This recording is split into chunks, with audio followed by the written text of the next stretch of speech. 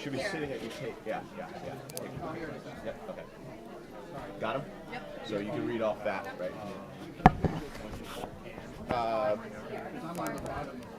Yeah. Laura, you have to sign this one. All right, good evening all. Good evening. This is a regular meeting of the Council of the Township of Montclair and is being broadcast, thank you, being broadcast live on Channel 34 and is streaming live on the Montclair TV 34 YouTube channel. It is available there and is on demand and will be rebroadcast. This meeting is called pursuant to the provisions of the Open Public Meetings Act. This meeting was scheduled in the revised annual notice of the meeting schedule set forth in Resolution R-24-079, adopted by the Council at its conference meeting on March 12, 2024, advertised in the official newspaper on March 21st, 2024, posted on the bulletin boards outside of the municipal building, and has remained continuously posted. In addition, a copy of the revised annual notice is and has been available to the public and is on file in the office of the Township Clerk. Please join me in the Pledge of Allegiance. Pledge allegiance to the flag of the United States of America, to the republic for which it stands, one nation, under God, indivisible, with liberty and justice for all. Madam Clerk, roll call, please. Thank you. Councilor Cummings, Present. Deputy Mayor Hurlock, Present. Councilor Price Abrams, Present. Councilor Russo, Present. Councilor Schlager, Here. Councilor Terry absent, Mayor Spiller. Present. Thank you very much. We'll move the agenda with flexibility. First, we have the minutes that have been presented to the Council, the minutes for April 10th, 2024, executive minutes for Council meeting on September 20th, 2022, September 28th, 22, October 11th, October 25th, November 1st, and November 14th, January 17th, 2023, February 7th, and February 21st, March 14th, and April 12th. I so move. Second. Any modifications or corrections? Seeing none, all in favor, please say aye. Aye. Opposed? Abstentions? Abstain. Thank you very much. Appreciate that. We've got a number of proclamations. I'll start with Councilman Russo for Arab Heritage Month. Councilman Russo. Thank you. Is anyone here to receive this proclamation? Was requested by our Arab American community. Anyone here? Come on up to the podium.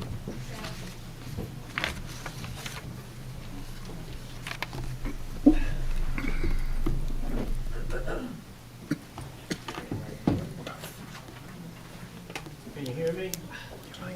Okay. Here we go. How are you? Good, how are you? Councilor Cummings and I requested this, very appropriate, the whole month of April. Something's almost gone by, but we're not too late to do this. It's a proclamation by the Mayor and Council, a whole group of us, for Arab American Heritage Month. It's based partly on what President Biden recently did in declaring this month. Whereas this month we honor the rich heritage, history, and hopes of more than 3.5 million Arab Americans across our country who have helped write the American story and move our nation ever forward, embodying the truth that diversity has been and always will be our country's greatest strength. And whereas people with Arab heritage were among the many immigrants who came to our country's shores with a range of cultures, customs, backgrounds, and beliefs, sharing a common courage to start new chapters in an unfamiliar land. As they built their lives, they helped build America, from fighting for our independence in the Continental Army to serving the cause of freedom during World War II, to helping build cities and communities across our nation, often in the face of discrimination and hate. And whereas this legacy of courage, resilience, and service lives on today in Arab Americans across our country, we see it in the brave Arab American service members and public servants who continue to defend our nation's security and freedom. We see it in the Arab American engineers, scientists, and medical professionals who are pioneering new breakthroughs and charting a better future for all. And we see it in Arab American business owners and entrepreneurs who are creating jobs and lifting up the communities across this nation.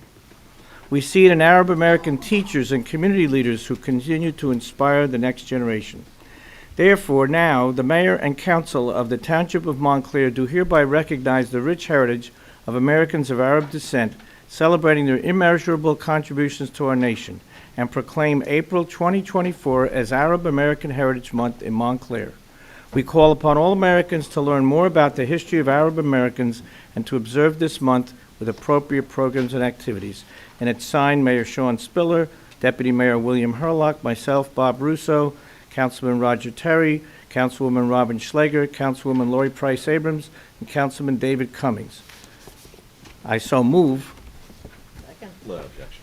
Okay, here, I'm presenting this to you now. You can say whatever you want right here, and I congratulate you. And we also all want to wish a great month for all the Arab Americans in this community. Thank you.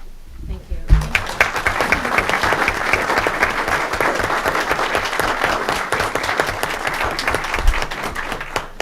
Good evening to all. Thank you for taking the time to recognize the Arab Americans as you recognize all other ethnicities and all the other ethnicities that contributed to the American story that continues. This is very, very generous and very thoughtful, and we appreciate the time and the thought that you put on it. Thank you. Thank you. Thank you.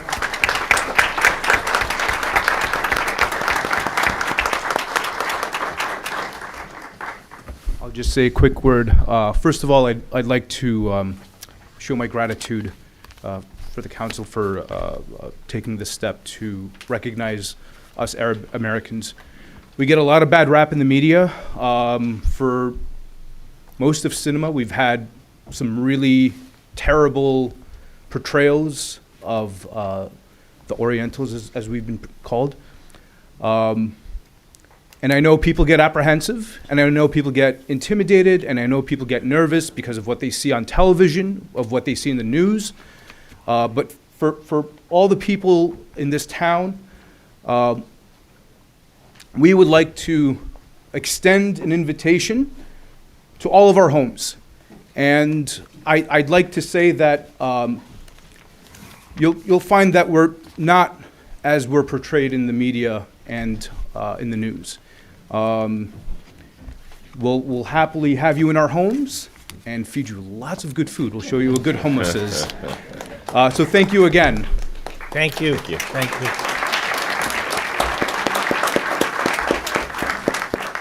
Thank you. Thank you. Thank you. so much.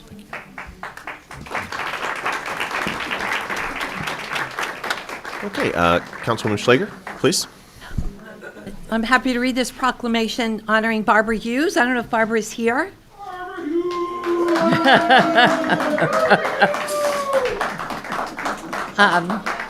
I don't. She's here. Oh, you were here, Barbara. I didn't see you. Okay.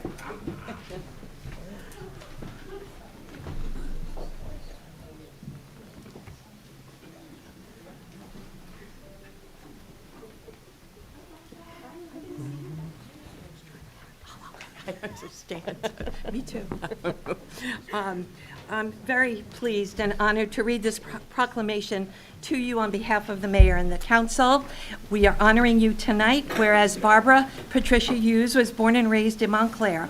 Barbara's parents always instilled a strong community first value in her, and this is very reflective in everything that Barbara works towards daily. And whereas Barbara attended Immaculate Conception Grammar and high schools in Montclair, the Immaculate Conception schools had such a profound influence on Barbara that she is one of the strongest advocates for keeping the school open and fought to keep it a home to generations of students to come. And whereas Barbara now sits on the Immaculate Conception Board of Trustees and is the current president of the Blue Lions Booster Club, she enjoys supporting the Immaculate Conception Lions teams on Saturday afternoons, volunteering countless hours to mentor and guide the students and athletes. Barbara has also inducted into the school's Hall of Fame in the year of 2011. For all her contributions to the success of Immaculate Conception High School, and whereas in keeping with her love of Montclair, Barbara is a staunch supporter and member of the Montclair Celebrates and 4th of July Parade Committee, known locally as the biggest and best Independence Day celebration. Additionally, Barbara works in promoting and supporting the 100 Club of Montclair, benefiting the family members of policemen and firemen and women injured or killed in the line of duty. And whereas, although her Irish roots go back many generations, Barbara is always at the forefront of supporting causes in the Irish American community. In 2013, Barbara proudly marched up Main Street as the Deputy Grand Marshal of the West Orange St. Patrick's Day Parade. She also serves on the parade committee of that parade, and in 2015, Barbara was honored by the Ancient Order of Hibernians, Michael Della Hunte, Division Montclair, as their Person of the Year. And whereas Barbara feels most at home at the Shillelagh Club, volunteering and working on several committees, one of her proudest moments happened when she volunteered to participate in the St. Baldrick's Childhood Cancer Research event. In 2008, Barbara shaved her head in support of this noble cause. And several years later, in 2019, she repeated that fate and helped And then the world shut down. Oh, yes, you're right. And helped the Shillelagh Club smash the $1 million threshold in total event donations. Now, therefore, the mayor and the council of the Township of Montclair hereby recognize and salute the outstanding accomplishments of Barbara Hughes, our friend and neighbor, for her selflessness and dedication to this proud community.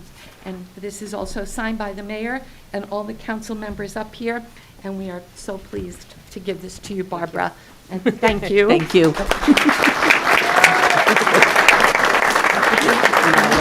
No, okay. Okay, I understand, but thank you very much. Yeah, my parade committee.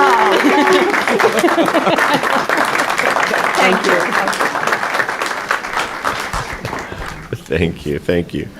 Mr. Deputy Mayor? Thank you, Mr. Mayor.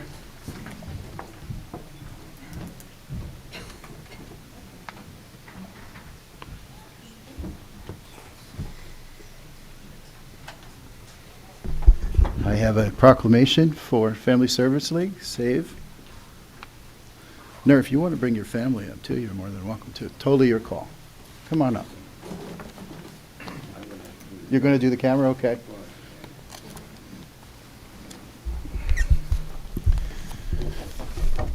This, in the interest of full disclosure, Mr. Mayor, I am also on the board of Family Service League, so I just want to get that out now before there's any controversy or anything.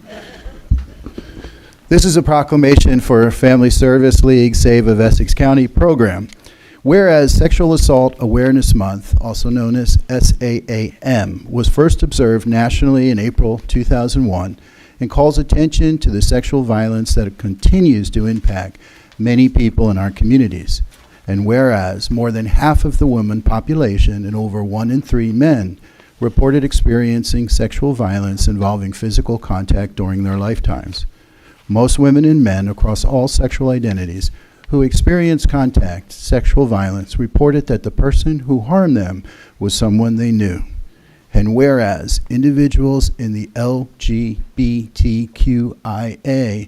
plus community are at an increased risk of experiencing sexual violence, 47% of transgender individuals, 2 in 5 gay men, and 1 in 8 lesbian women reported experiencing sexual assault or violence in their lifetimes.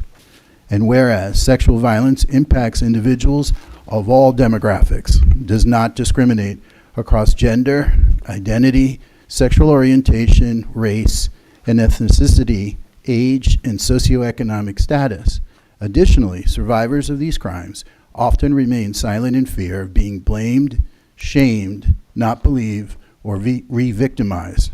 And whereas the primary goal of SAAM is to bring awareness to a rising issue in society by raising the visibility of the teal ribbon, which was adopted as the official color of Sexual Assault Awareness Month, and the meaning behind it of trust, devotion, and healing.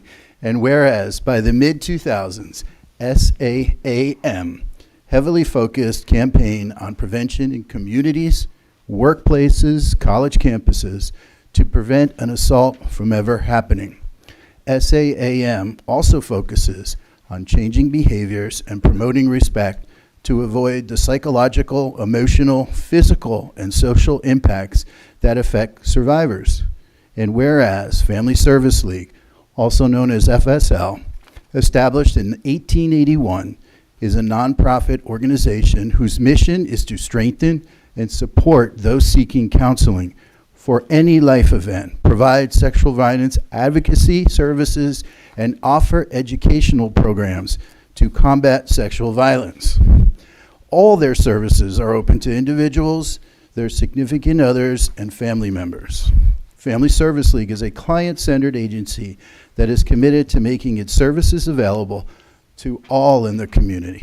And whereas SAVE, Sexual Assault and Violence Education, was formed in 2004 by FSL, a state-designated sexual violence program.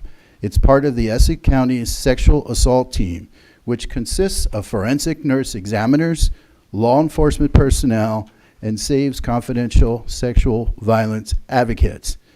The team has two goals: to provide direct services to survivors of sexual violence and their families, and to work to prevent sexual violence through education and advocacy.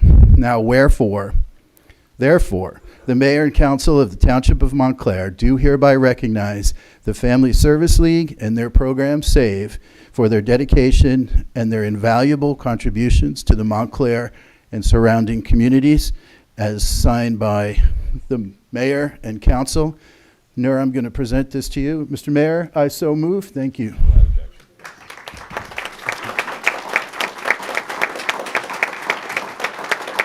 Nur, would you like to say something? Thank you very much, Deputy Mayor.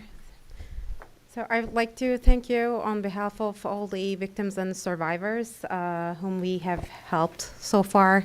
There are thousands of them, and I thank you, all the council members and to the residents of Montclair, to just sign this as a testament and to show our commitment, to support our commitment to continue our services. Thank you. Thank you. Thank you.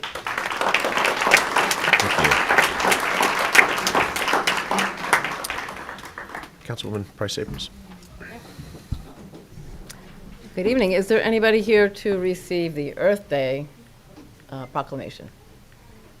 And if not, I will read it from right here.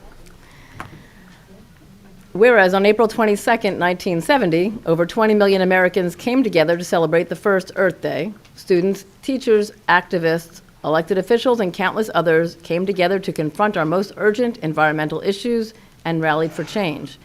And whereas in the months and years that followed, it led to the creation of the United States Environmental Protection Agency and the passage of environmental laws, including the National Environmental Education Act, the Occupational Safety and Health Act, the Clean Air Act, and Clean Water Act. These laws protected millions of men, women, children, and animals from disease and death. And whereas over a half century later, this legacy continues to live on, and people across the world are rising and demanding that action be taken on climate change. Activities such as outdoor walks, lectures, exhibits, competitions, tours, and recycling collections are promoted to raise awareness on environmental issues. And whereas stewardship projects such as litter and trash cleanups, tree plantings, trail maintenance, removal of invasive species, and gardening are coordinated to encourage others to take action and create positive environmental change. And whereas Montclair advocacy groups, committees, and residents have taken strides toward these efforts by coordinating virtual and in-person lectures about environmental projects, eco-friendly gardening, alternative transportation, and climate change activism. Other initiatives include cleanups at 15 Montclair parks and green spaces across the 4 wards. And whereas, as the Montclair community commemorates Earth Day, we reflect on the challenges that remain before us and recommit to the spirit of togetherness and shared responsibility, and encourage all businesses, institutions, and individuals to celebrate the Earth and commit to caring for the planet and its resources. Now, therefore, the Mayor and Council of the Township of Montclair do hereby recognize Earth Day Celebration Week and encourage all of its citizens, businesses, and institutions to use Earth Day to celebrate the Earth and promote greater understanding of environmental and climate literacy, and I so move. Without objection. Thank you. If I may, Please. I just want to add that the township's own observance, we'll probably say it at the end with a few other announcements, but the township's own observance will be on Sunday on South Park Street. I wrote it down. From 12 to 4. And there have been other observances, and many of you have celebrated the week so far in your own ways, but I encourage everyone to come take part. Thanks. Thank you. All right, thank you very much. Next, we have a couple pending ordinances. First is Ordinance O-24-10, which is an ordinance authorizing the execution of the lease agreement between the Township of Montclair and the Placek Family Foundation, a nonprofit corporation for a senior community center in the office space located at 60 South Fullerton Avenue in Montclair. I so move. Second. It's been moved and seconded. Without objection, I'm going to open to public hearing on this. Is there any objection? Hearing none. Is there anyone who wishes to speak to this ordinance? Hello, everyone. With today's affirmative vote, you mark not the end of a long odyssey, but the beginning of a new journey. And I mean that very sincerely. You know the expression, no child left behind? With an affirmative vote, there will be no senior left behind, no senior left uninformed, and no senior isolated because there's no place to go. The nonprofits of Montclair who are advocating for this senior center are aligned to create a new fundraising organization to assist the township in maintaining this department, this hub for modern aging. We have decided that we will all work together for the benefit of all the seniors of Montclair because that is the right thing to do. And I think I want to thank everyone who has worked so hard in the background to bring us to this day. When we walk out of here today, let's say we're taking a new step forward. Thank you.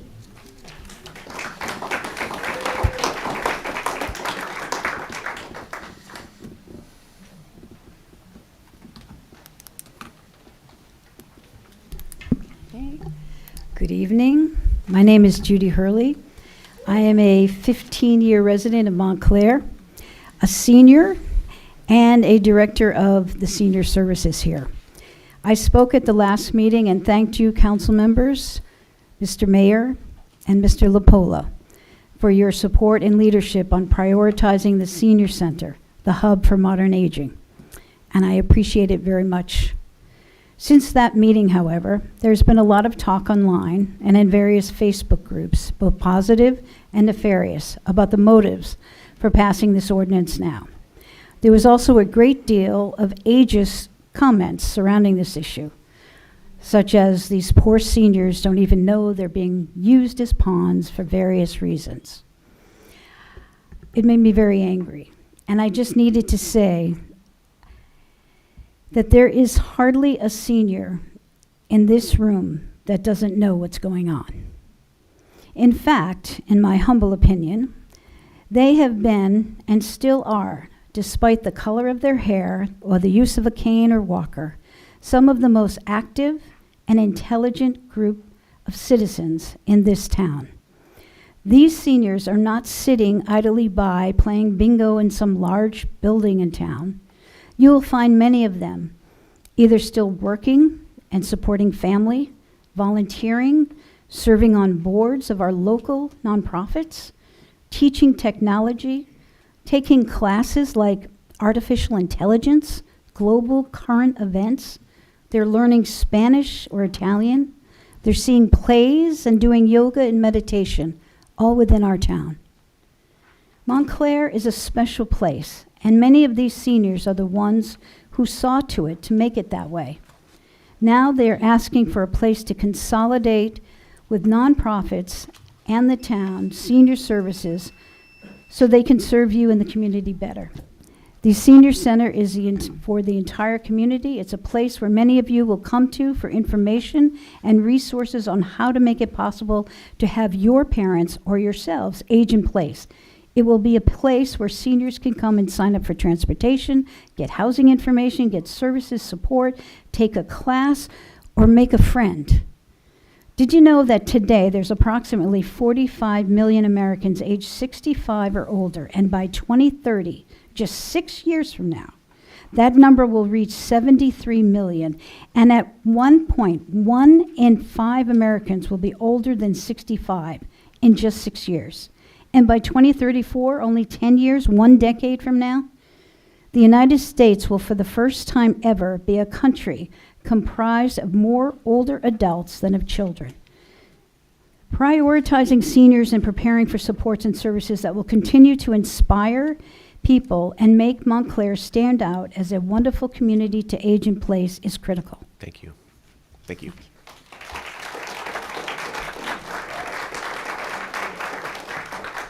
Hello, everyone. Kathleen Bennett, chairperson of the HPC, Montclair resident for 42 years. First of all, I want to say kudos to everybody for moving the senior center closer to reality. It's been a long time coming. And I just want to remind everyone here and go on record that both the Mills building, the social services building, and the Memorial Garden are local landmarks. And Resolution 15-216, which was passed on December 15th, 2015. So because they are local landmarks, any alterations, any changes to the exterior will, by necessity, have to be reviewed by the HPC. So a lot of people forget that the garden is also part of the landmark, and I just want to, like I said, to be on record for that. Thanks again.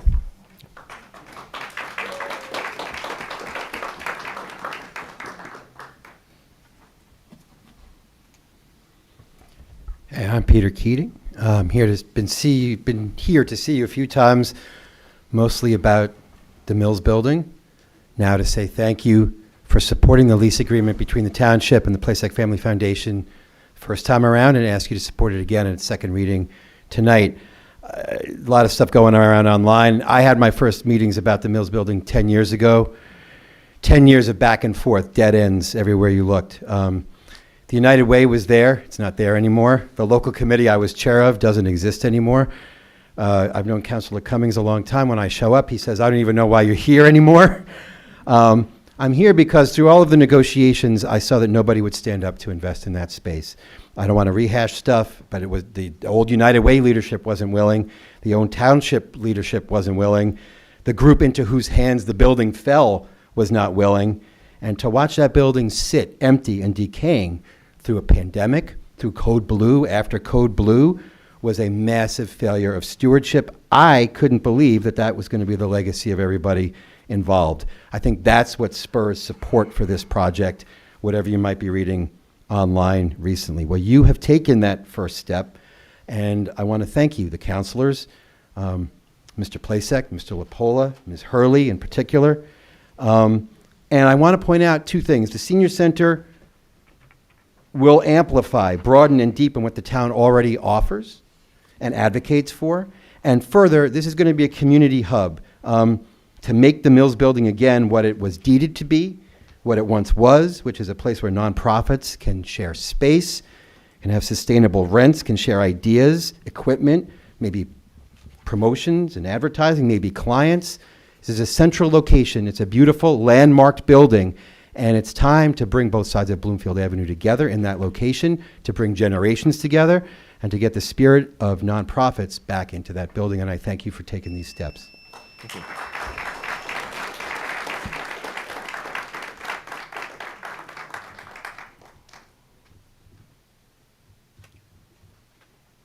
Good evening, everybody. My name is Andre Kuhl. I'm a senior resident and senior in general, and I've lived in this town for 42 years. And in spite of that, the first time I learned about the fact that there is a planned move of the senior center from the park to the Mills building was from the article in Montclair Local that also flagged some controversy around this thing. One of the things that confused me was that a few years ago, when the deal was being negotiated with the United Way, the mayor stated to Montclair Local that it was not financially feasible. Now we have a similar looking space. I don't know the cost implications, but somehow it became feasible. It would have helped if we got some explanation from the council, from the mayor, was what was the difference from 3 years ago or 4 years ago to now. Another thing is, one of the complaints that I've heard from people and read about complaints about the park house was that there was shortage of parking spaces. Well, certainly the park house only has about 14 parking spaces, but the lease for the new space provides only 7 spaces. So it's only half of what's today insufficient. How is that gonna work? 3 years ago, I think, one of the reports from the group that was running the park house proudly noted that they finished equipping the kitchen for the senior center. Yet the new space not only doesn't have a kitchen, but the kitchen cooking facilities of any kind are prohibited there. How is that gonna work? Thank you. Thank you.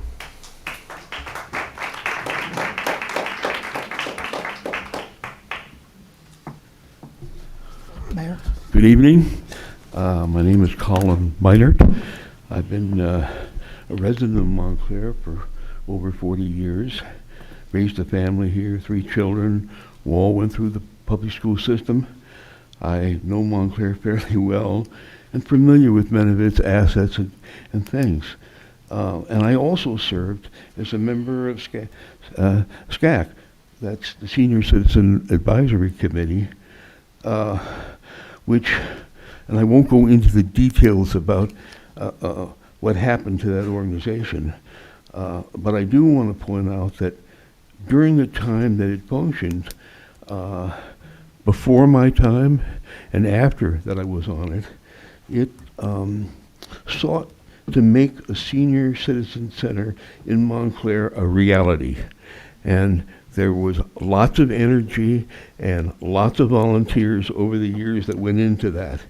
And there was some talk in support of it, but it never came to being. One of the things we did on the Senior Citizen Advisory Committee was to research and visit other operating centers. They included places in East Orange, Caldwell, Nutley, South Orange, Livingston, Princeton, etc. And that body, as you may know, organized and ran for a number of years, till maybe up to the pandemic, or almost, the Seniorama, which was an annual event for seniors to gather together and learn and share experiences. Now, I'm very much in favor of seniors center. I'm a little bewildered because I hear it described as a hub. We used to describe anything that wasn't a center as a hub. So we need to get the language straight. But I would like to make sure that it's meeting our needs. And I've read the ordinance and I've read the rental agreement. And I think there are some issues. I don't think that we should rush into this and pass it as it is. I think we should do it, but we should fix it so it's accurate and it's fiscally responsible. Because I'm not sure that we're getting what everybody expects for what we're going to pay, and I think that needs to be revisited because I don't see that that's happened. For example, I noticed in there that there are really only 5 spaces that are being created in that. The agreement also mentions other common spaces in the building, but they're not defined in the rental agreement nor in the sketch at all. So I think that when we looked at centers, we looked at seniors gathering, we looked at arts and crafts, clubs, book, a library, computer rooms, places to gather and share and eat. we also, one of the things we learned that many of the centers told us that they learned is the one thing it didn't have was adequate storage. Well, does this meet that kind of thing? So what I'd really like to do is to suggest that we need to approach this in a rational, thoughtful, responsible way and not just jump in because it mentions the word senior center. That's not enough. It has to actually be the kind of place. I only see in the actual place that's being rented 2 spaces, relatively small, that would be used for program. Most of it's office, and I don't see that really where we should be going. I'd like to see those things because instead of being dispersed, being centralized is good. The one thing that this center, at this location, in this area, meets that we were looking for all those years was a central location. So that it could be a center for people coming in, and when seniors were there, they could come to it, attend some things, yet do things in downtown Montclair or areas where there were shops and restaurants and meeting people. Avoiding isolation is one of the things that our centers don't really do right now very well because it's hard to all get together. So I'd like to see a more prudent response to this. Thank you. Thank you.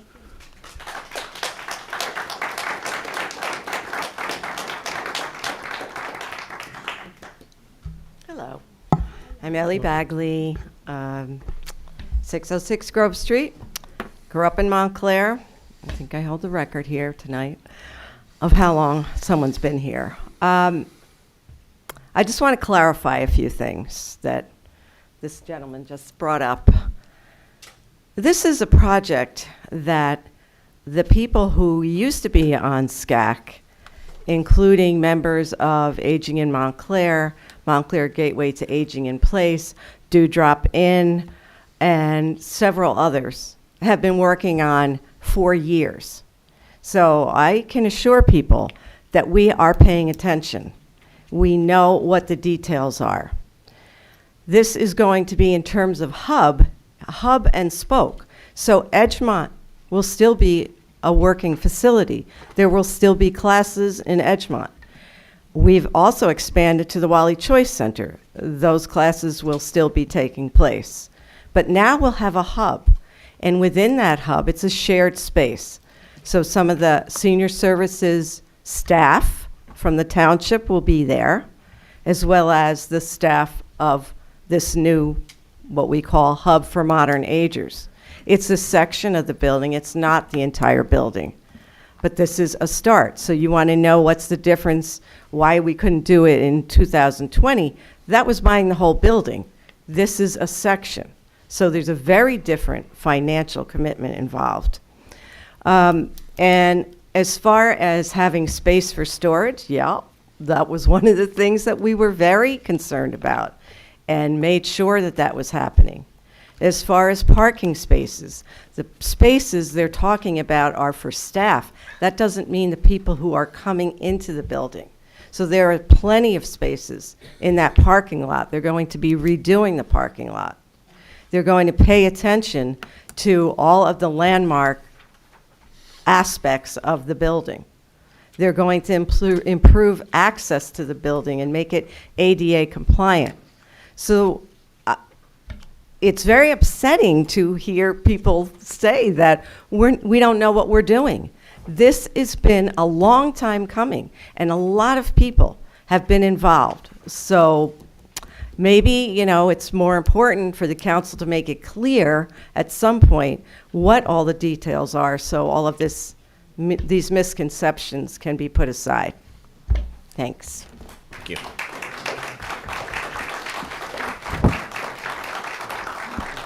Okay, so seeing that, and without objection, we'll close the public hearing. With that, before we go around, Mr. LaPola, I'll just ask you to briefly speak to some of this. We heard some of the pieces, but I will say our last speaker pretty much summarized everything pretty accurately. Yes. But would you like to add any more? I just want to say Ellie did a good job of adding to the conversation. Just want to say that she was correct. There are 7 dedicated spots for us. There will be ample parking for the people who use the building. The ordinance itself allows, in the final negotiations of the contract, to come, negotiate some of the smaller terms. For example, the landlord will be providing the cleaning of the offices, the garbage, et cetera, picking up that cost. We will provide him with the hours that we will be open in the evening and on weekends. So all of those things that are non-monetary are agreed to and will be incorporated into the final lease. As for the space itself, the purpose was to make it flexible, so we can do different things with the space and not confine ourselves, which is why if you look at the drawing, there are private offices, but it also would allow us to adapt for different types of activities. And we also are not closing any other facilities. This is to add service to services. No one has ever said we're closing any other facilities. We are just expanding the services available to Montclair seniors. Thank you. Okay, so with that, excuse me. If you have any specific questions for Mr. LaPola, you can certainly grab him afterwards and ask the questions that you have at that time. Thank you. Great, okay. Any other council comments? Yeah, Councilman real Cummings. quick, Mr. Mayor, I thought we'd do this sooner. I just asked for some of the council's approval to say that I'd like to have a moment of silence for Donald Payne right now. I didn't want to let the council go through it and then end the meeting when no one's here. So if you would Please make that request, I'd appreciate Absolutely. it. So let's have that now instead of at the end, please. Yes.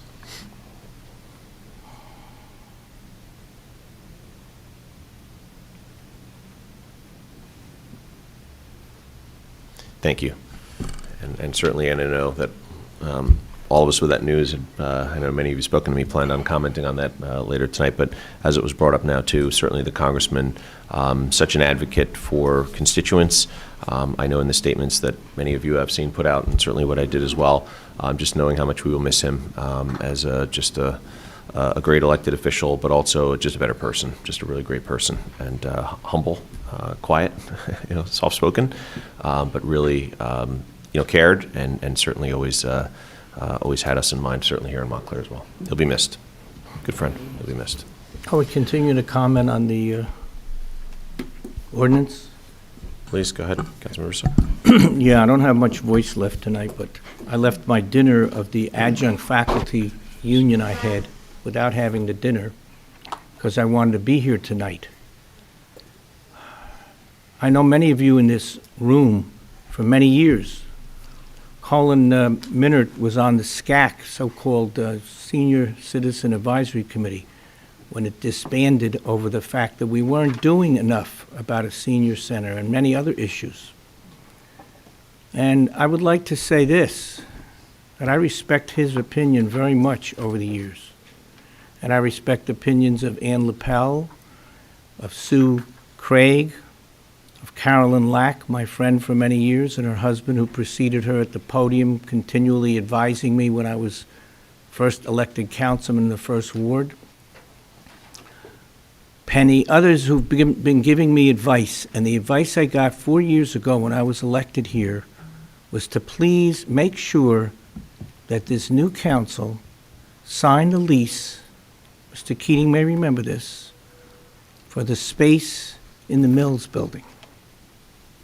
And I asked the council to please proceed with that, something that was in the hands of the Finance Committee at the time. Now, I got really very little support to do that. A lot of questions were asked about the cost. It may have been too expensive at the time. But I remember that Roger Terry, who's not here tonight, my colleague, fought in 2009, 10 or so, to get this purchase of the senior services building on Greenwood and Walnut Street for about $1 million. And it wasn't feasible then. We were in the middle of an economic crisis. But the council voted 4-3 against buying that building. So Roger goes back longer than most. Of course, I was mayor from 2000 to 2004 fighting for that then, 20 years ago. But 4 years ago, I'm going to remind everybody that I stood up to get this done And a few weeks ago, when this was presented, I was not even informed of this being on the agenda. So I'm here tonight to tell you that I'm not going to listen to the town attorney who says I must recuse myself again because it involves the owner. It involves the owner who I have had, some dealings with. I recused a couple of weeks ago when it was another piece of property that he owns. They say, when you're not sure, stand aside, whatever it is. But I'm saying when I'm asked to recuse, I refuse. And here's what I'm telling you tonight. Wait a minute. I'm going to vote to proceed. I tried to get it done 4 years ago. Seniors don't forget, and I'm confident they're not going to forget. But I was the one fighting for this for 20 years, and 4 years ago specifically, without the support of anyone else. Now, I also have questions, however, that when something's presented the last minute again, it was presented to me. I can't tell you how that feels when you're 75 years old, serving 24 years, 6 terms on this council, fighting for seniors to not get the information. So I'll vote to proceed as I would have voted last time. However, we have to do what Mr. Minute said. We have to look into all the details. We have to make sure we're getting a fair deal. We have to make sure we're not overpaying. There's a lot of stuff in there. When I see 7 parking spots, that's for staff. We're moving our senior services staff to the building, out of the building here. My proposal would be to take over the whole building and make it a new town hall. Now, here's the other thing. When I vote for this, I'm going to say I want attached to this the naming of the senior center to be the Jimmy Eason Montclair Senior Center, because he served on our SCAC committee. He fought for this, and he passed away a few months ago. He should be the name of this center, so I'm hopeful that that will be added. Thank you. I Any get other no comments? applause for this. Any other comments? Yeah, Mr. Mayor. I got a couple weeks Councilman, left. Can I have some Collins. questions? Mhm. Can I ask some questions? Please, yeah. Mhm. Appreciate it. Unfortunately, I got this in packet that I returned home on Sunday. I got this and I read it. So, Mr. Opola, just have some top-line questions about this that I hope you can answer. Number one, do we have an expected opening date? The lease starts December 1st. The lease or the building? The building is open. The section that they're going to renovate for us is supposed to be available for us to have our ribbon cutting or whatever you want to call it on December 1st. Okay, second question. Common areas, which is the area that we're supposed to have utilization for. That's the first floor, I believe. We are on the first floor, the main floor, and then it would be where there's a theater there. The And there auditorium. are several large conference Yeah. rooms or multipurpose rooms that everyone in the building is allowed to use. Okay, but then the areas, I'm just trying to say, the areas that will be designated It's specifically 4,117 feet, yes. Yeah, no, what I'm saying is, in the building, I've been in the building several times. Okay. And so I'm talking about the area that we will have access to for the seniors. Is that the large area in the middle and the auditorium? It's not the auditorium. It's marked on the attachment there. It's over a little over 4,100 square feet, but we will have the ability to use the auditorium and some of the other rooms in the building. The building is going to have all nonprofits there who provide all different services to the community, and everyone will have access when they need it, according to their schedules. For example, if we're going to have a performance, we will book that room in advance, et cetera. And I think that's the whole part of how this is supposed to work, as all of these different groups work with each other, establish relationships, and share that space. Right, so I'm just trying to identify the exact location that we'll have access to, which I can go with you earlier. Another question, so when you mentioned availability, will it be open on weekends? Yes. Okay, because in this lease, it says Monday through Friday. And we have been, as if you look at the ordinance, the language allows, we've been continuing to So there are negotiate. changes that we still have to Yeah, so put we in will, here. we will have access at night on weekends. They will pick up the cost of the, Excuse me, that's not what the draft and I- Sir, and I'm- excuse me, sir. says that at all. Well, I- Excuse me, sir. Because it's He just answered the question that there's going to be an opportunity to edit what we have. and those are the So- things we've agreed to already. Right, so I want to get back to, so then, in terms of upgrading the facility, right? The parking lot, will that be fixed? And who will be responsible for that, fixing that? The owner's upgrading, for the common areas in the parking lot, the owner will be, the foundation, the owner will be providing for those improvements. So the parking lot will be done by the owner? Yes. Okay. Then, another question is, where we have in here says tenant's responsibility. I see a lot of that in here, specifically when it comes to the CAM charges. So I go to the questionnaire of anything that happens such as parking lot charges, heating, electricity, water, waste disposal, sewage. I guess my main question is, if we have something similar to Sandy, who's responsible for fixing this? The landlord, I would assume. That's an act of God under their insurance policy. Because everything in here says tenant, and Well, look, so, we're, I mean, I'm just yeah. reading this, what I got, Yeah, and I was able to I would read it. assume in that kind of I take it back. Under norm,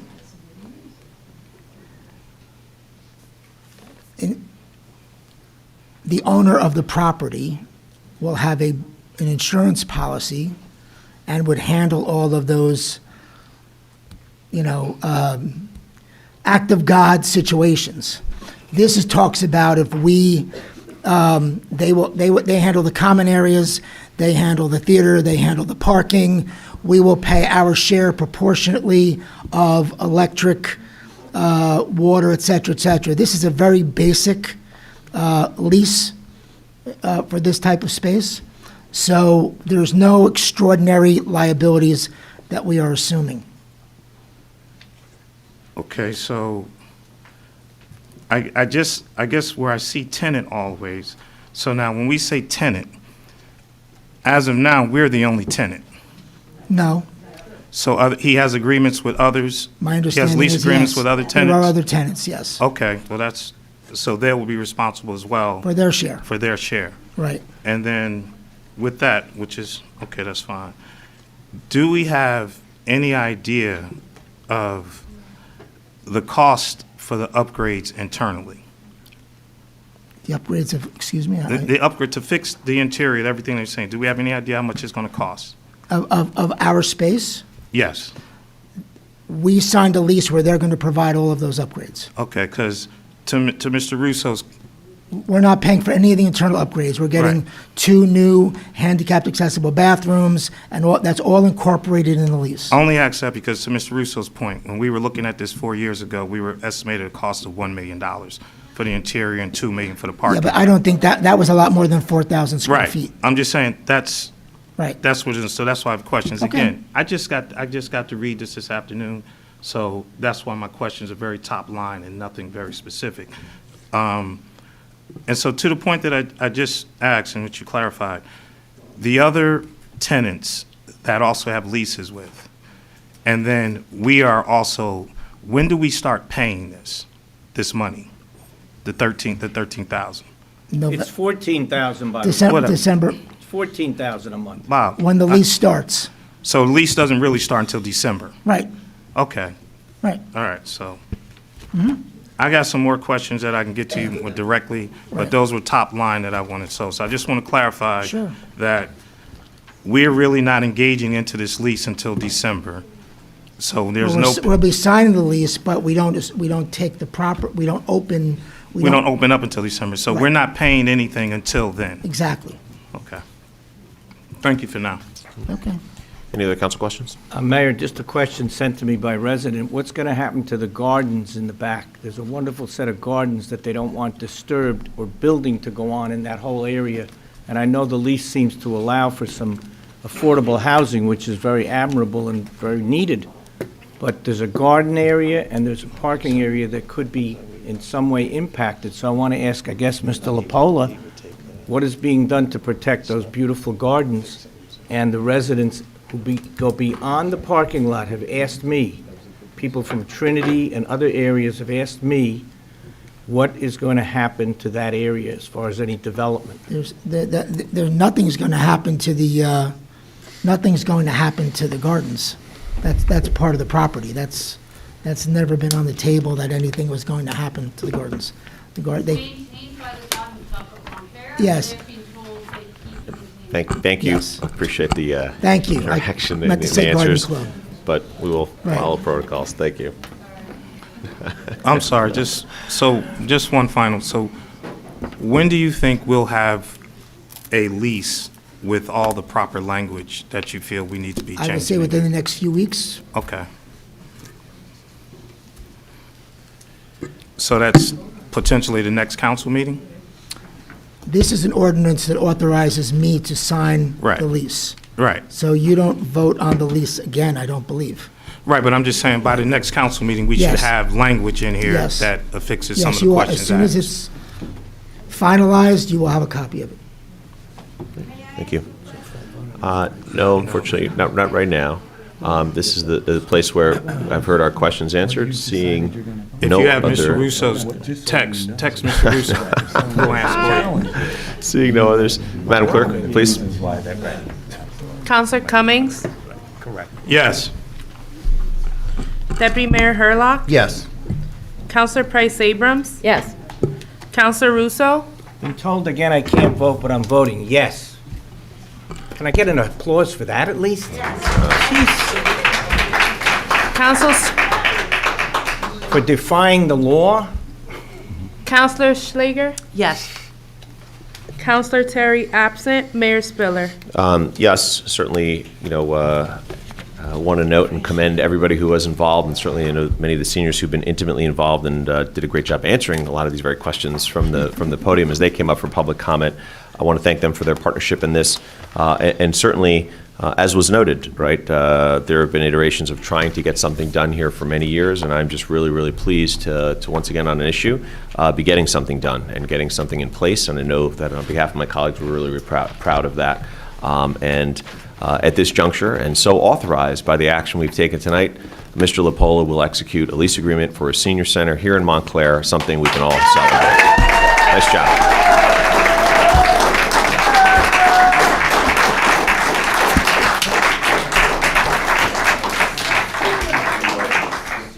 All right.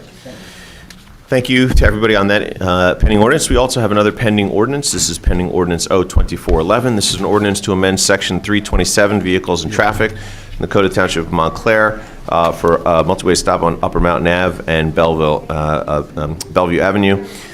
Without objection, I'm going to open the hearing to the public. Is there objection? No objection. You need a Seeing none? second first, or? Seeing none and no one coming without objection, I'll close. It's closed. So I so move this ordinance. Also second And that it's been ordinance. seconded. Thank you, Mr. Mayor. Any, well, let's give it a second. I know our seniors are, many individuals here are looking to exit, as I see, after the senior center approval. So I'll give that a minute. Yeah. I know where I'm at.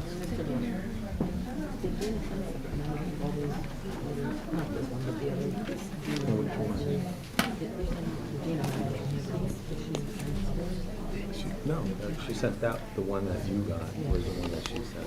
So we needed to. I don't believe she sent any other ones that I'm aware of.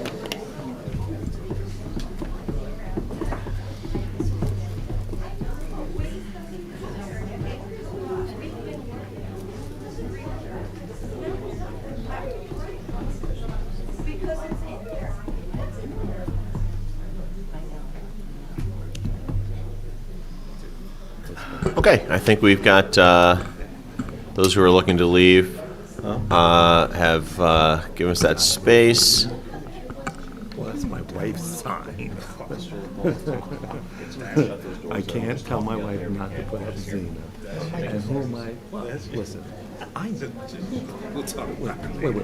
Who is she married to? Who is she married to? Okay. Given the time, anyone wishing to continue any conversations, please go out in the hallway and do so. We have an ordinance, pending ordinance, which has been moved and seconded. Any additional council comments on this one? Seeing none, Madam Clerk? Counselor Cummings? No. Deputy Mayor Hurlock? Yes. Counselor Price Abrams? Yes. Counselor Russo? Abstain. Counselor Schlager? Yes. Counselor Terry absent. Mayor Spiller? Yes. Next, we're going to open it up to any public comment on agenda items. Anyone who wishes to make a comment on an agenda item, please come forward at this time.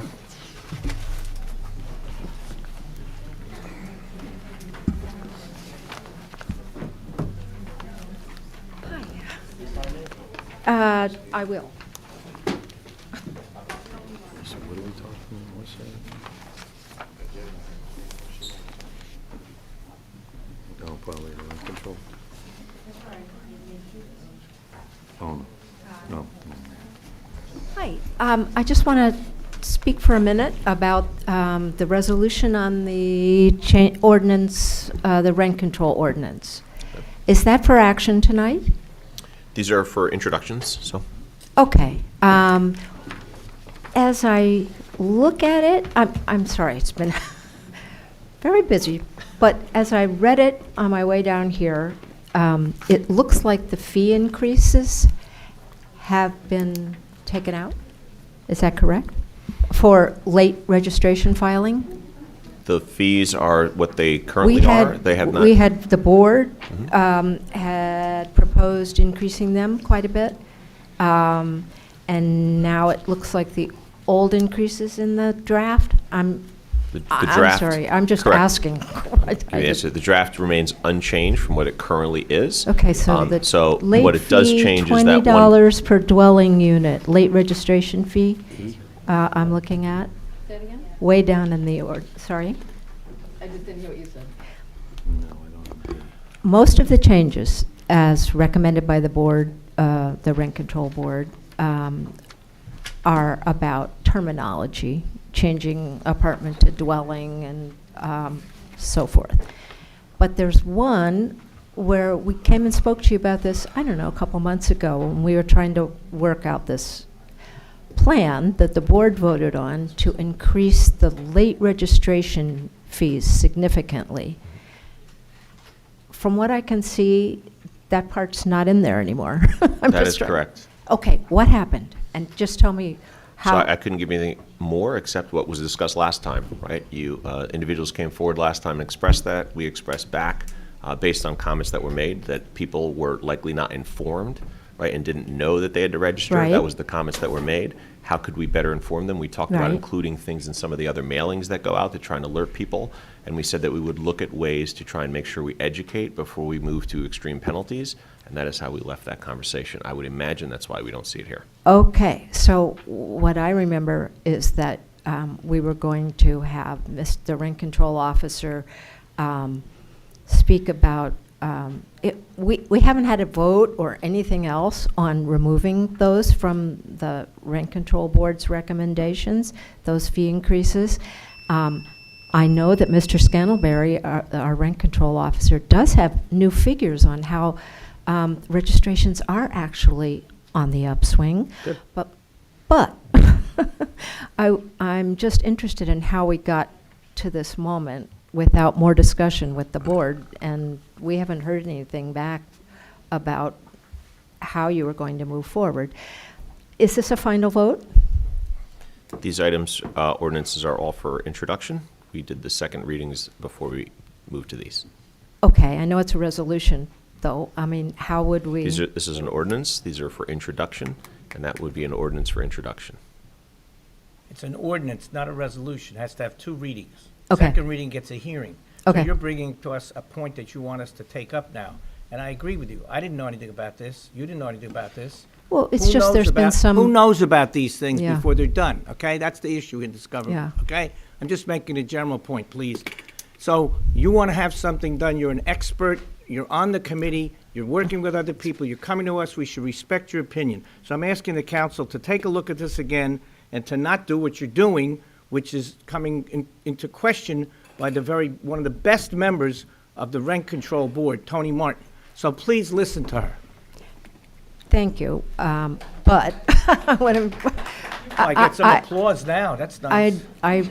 I apologize for not being fully conversant with what exactly happened here. And Alex Morgan, the chairman of the board, I messaged him. I said, it's on the agenda. Do you know it doesn't have the fee increases? Do you know? And he did not know either. So just make a note of where we're at on that, and we'll talk further. Thank you. Yeah, thank you. A point of clarification. Mr. LaPola, so remind me, this is not going to be up early in May. It'll be up at the end of May. So we'll have an opportunity perhaps to hear more from the rent control officer. Perhaps we can have that at another meeting. Thanks. All right. Seeing no one else, I will close the comment on agenda items, and we will move forward with some of these items that we have here. The first one we talked about last time, which is Ordinance O-24-12, which is the one for the sidewalks and curbs. We noted how that has been unfortunately weaponized in the past and that we need to review that through committee. I do not believe that has happened yet. So with that, again, that one we will not move forward tonight. Ordinance O-24-13, which is an ordinance to amend Chapter 257, Rent Regulations, Article 257.3, the definitions, et cetera, all those other pieces. I so move. Second. It's moved and seconded. Any other questions, concerns, comments? Seeing none, Madam Clerk. Counselor Cummings? You have a question? I was just going to say, to the point that I made a moment ago, perhaps we can get further information, and we will be voting on it with either clarity for the support for where it is, but I will support it at this time for now, to move it. Counselor Cummings? No. Deputy Mayor Herlock? Yes. Counselor Price Abrams? Yes. Counselor Russo? No. No. Counselor Schlager? Yes. Counselor Terry absent. Mayor Spiller? Yes. And same as noted, and appreciate it. And Tony, always thank you. And as you noted, we talked about last time, making sure that we have information on, is it just people don't know about this, right? Because we did talk about making sure people aren't penalized for something they just don't know, versus specifically there being an issue where they know it and they don't care because of the fine, right? So that's the rub that we have there. Yeah, great, thank you. Okay, so next we have Ordinance O-24-14, which is an ordinance to amend Chapter 186, the health standards, Code of Township of Montclair for food handling. I so move. Second. It's moved and seconded. Any questions, concerns, or comments? Seeing none, Madam Clerk. Counselor Cummings? Yes. Deputy Mayor Herlock? Yes. Counselor Price Abrams? Yes. Counselor Russo? Yes. Counselor Schlager? Yes. Counselor Terry absent. Mayor Spiller? Yes. Next is Ordinance O-24-15, which is an ordinance amending Chapter 253, Public Recreation, Bathing in the Code of the Township of Montclair, the permit fee dollar amounts. I so move. Second. It's moved and seconded. Any questions, concerns, or comments? Yeah, what is this? It's the permit fee for pools, if you read it. Okay, so when you see bathing, I'm like, You're looking to build a pool. so this is, Mr. LaPola, would you like to speak to it? I have the direct.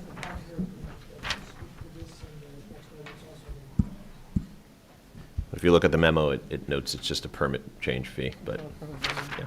It's for a private pool. Yeah, private pools. What's that? Council Cummings, it's, we looked at all of our fees. I don't know, is it up? Yeah, it sounds like. Okay. And so we just evaluated, we benchmarked other towns, so we looked at comparable towns and. Just for clarity, I think one of the questions was around, like, what's it for? So it's a What's it for? permit fee It's for the pool. pool. This right, specific one is for pools, right. So the first one was for food handler classes, we increased the fee slightly. And then the next ordinance is for sidewalk cafes and restaurant, retail, food establishments. So it looked like we probably haven't raised fees in 15 to 20 years. So I wanted to kind of get us in line with other comparable towns. And so I did an evaluation and then came up with, fees that seem fair and equitable. so if somebody wants to use a town pool, They don't pay it. They don't It's pay. for, right. So the pools get inspected, a private pool. a private pool, Okay. right. So We're not say- talking about township pools. Right, we're not charging, right, the Okay. township All pools. right. Right, so this is for private pools within our jurisdiction. Thank you. Quick Right. question while you Yeah. are up. Sure, It's sure. not on this one, but you're up, so I'll Yeah, ask you yeah. about this one too. You mentioned that with the fees, the sidewalk cafe fees, the ones Right. that you talked about, you noted all the other ones that you're raising certain things. That one didn't seem to be the case at all. It looked like certain things were eliminated from it. Can you explain that a little more? Right, so there was kind of, if you look at, every town assesses the sidewalk fees differently. So we kind of looked at a whole bunch of towns. We looked at Summit, Jersey City, Asbury Park, Ridgewood, Madison, Red Bank, Morristown. Asbury Park had a very simple way of doing it, and it seemed the most fair. So other places had much more sort of convoluted ways and less, and I think less equitable. So, like the difference between if you have 10 tables versus 11 tables, there wasn't a big increase in terms of the fee, right? So like a small business is paying almost as much as a large business. So I wanted to make it kind of scalable. So doing it by square footage made a lot more sense. So a place Okay, that so has could you explain 2 that to me a little tables- bit there? Because I saw it was limited, so where's this, I must have missed the square footage part then. So I see, I Right. saw the elimination of those numbers you're talking about, but the square foot part. I don't have So a it's just copy of five- the code. It's just the $5 per square foot. Exactly, right. And that applies, just expanded Right, beyond. right. Okay, I So got you. 2 tables versus like a larger place that has the whole sidewalk. Understood. Right. So it's not fair to charge someone $100 more if I they get have you now, like now. 5 times as much space. Understood. So I I get was you. just trying to kind of level the playing field Thank and you for not make helping it to- so complicated. No, that Right. was kind of clear Just once you square footage, yeah. Once you share that, thanks. So, Okay. anyone else have anything or? No? Okay. Thank you. Sure, no problem. Okay, so we've moved. Any other further questions on this one is on the permits for the pool. Anyone else on this one? This is O-24-15. Seeing none, Madam Clerk? Counselor Cummings? Yes. Deputy Mayor Herlock? Yes. Counselor Price Abrams? Yes. Counselor Russo? Yes. Counselor Schlager? Yes. Counselor Terry absent. Mayor Spiller? Yes. Next is Ordinance O-24-16, which is an ordinance to amend Chapter 276, the sidewalk cafes, in the Code of the Township of Montclair. I so move. It's moved and seconded, and I believe we just heard about those pieces, but any other questions, comments? Seeing none, Madam Clerk? Counselor Cummings? Yes. Deputy Mayor Herlock? Yes. Counselor Price Abrams? Yes. Counselor Russo? Yes. Counselor Schlager? Yes. Counselor Terry absent. Mayor Spiller? Yes. Next is Ordinance O-24-17, which is an ordinance to amend the Montclair Code, Chapter 110 Cannabis. I so move. Second. It's moved and seconded. Mr. Burr, would you like to speak to the rationale behind this and the reasoning? Yes. Yes, Mayor. There was, which started the review of the ordinance, there was a request to look at a change of location amendment to the ordinance. When we did that, we noticed there was some language cleanup and maybe some other provisions that needed to be addressed that was in the ordinance. So we did a review and an overhaul of some portions of the ordinance.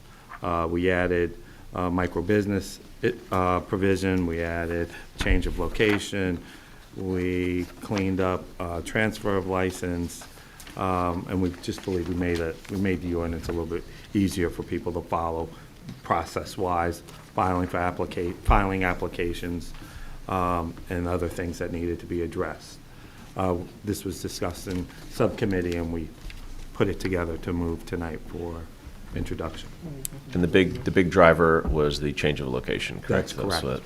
So again, when our ordinance in creation didn't allow for if somebody had a property and they needed to or wanted to move that location next door or something Right, like that, right? and the state permits for change of location, and there was a couple other ordinances in other municipalities that we looked at that also permits. So we decided amongst the committee members that it was probably a good idea to do that.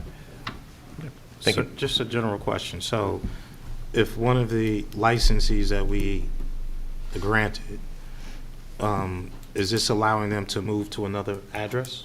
And allows them to move to another address within these currently zoned Cannabis locations? cannabis locations, yeah. Okay. So it doesn't expand the location, just Right. you can Yeah, you right. can move a spot. Mr. Deputy Mayor, question? Thank you, Mr. Mayor. I just want to be clear that it doesn't change the location, like you just said. Right. Correct? You're correct. Okay. And Correct. who was the committee, just out of curiosity? That was the EDC. Okay. Thank you, Mr. Burr. So to that point, one more question then. this has no impact at all on the applicants who did not get a license from us. They can't come back and say anything like, you changed the ordinance now, and if they had an opportunity to move somewhere where they were able to go, and there's no liability for someone coming after us for changing this now. Well, there's no implication by making the ordinance change to the licenses that were issued to the parties that have the license. Any party who didn't receive a license can't come in now and say, this would have made a difference had you, issued the licenses under the ordinance. As you know, ordinances are routinely amended, and the change in the law is effective upon the change. It's usually not retroactive, so. Any other questions? Seeing none, Madam Clerk? Counselor Cummings? Yes. Deputy Mayor Hurlock? No. Counselor Price Abrams? Yes. Counselor Russo? No. Counselor Schlager? Yes. Counselor Terry absent. Mayor Spiller? Yes.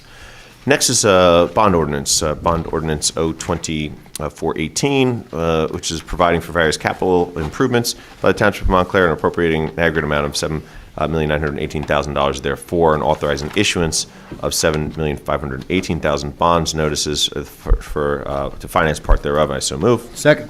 It's been moved and seconded. Mr. LaPolla, would you like to speak to some of these, speak to this a little bit? Obviously, we have all the information, but would you like to speak or add any comments? Thank you, Mayor. This is our annual bond ordinance for capital improvements. We are limited under the current policy, which is we do not borrow more than, we borrow $1 million less than, so we reduce the amount of debt overall debt by $1 million. So that's why the number is under $8 million. This was some difficult decisions that we had to make, working with primarily DCS, but the other departments. We worked with the department heads prioritizing what they needed for this year, and as a result, these are the projects that are on this list. Okay, thank you. Any other We have a list of projects? Excuse me? Do we have a list of work that'll be done? Well, there's. Question is, like, it's does the this general- include like street paving Yes, and things like that? If you look at the 6.3 Yeah, number, whole- the top one, This is what I need. it lists all of that. If you- It's Councilman Cummings, I for, don't know if you. if you're you on see, page 2, Okay. if you go to the bottom paragraph, 3A, it lists, Oh, so this was just vehicles- added? This wasn't in my original packet? It was put on your thing, there were three. Right, we rows. got this, Right, okay, so I just got exactly. this now. yes. And I don't have G2, I have G1 and 3. I don't have G2.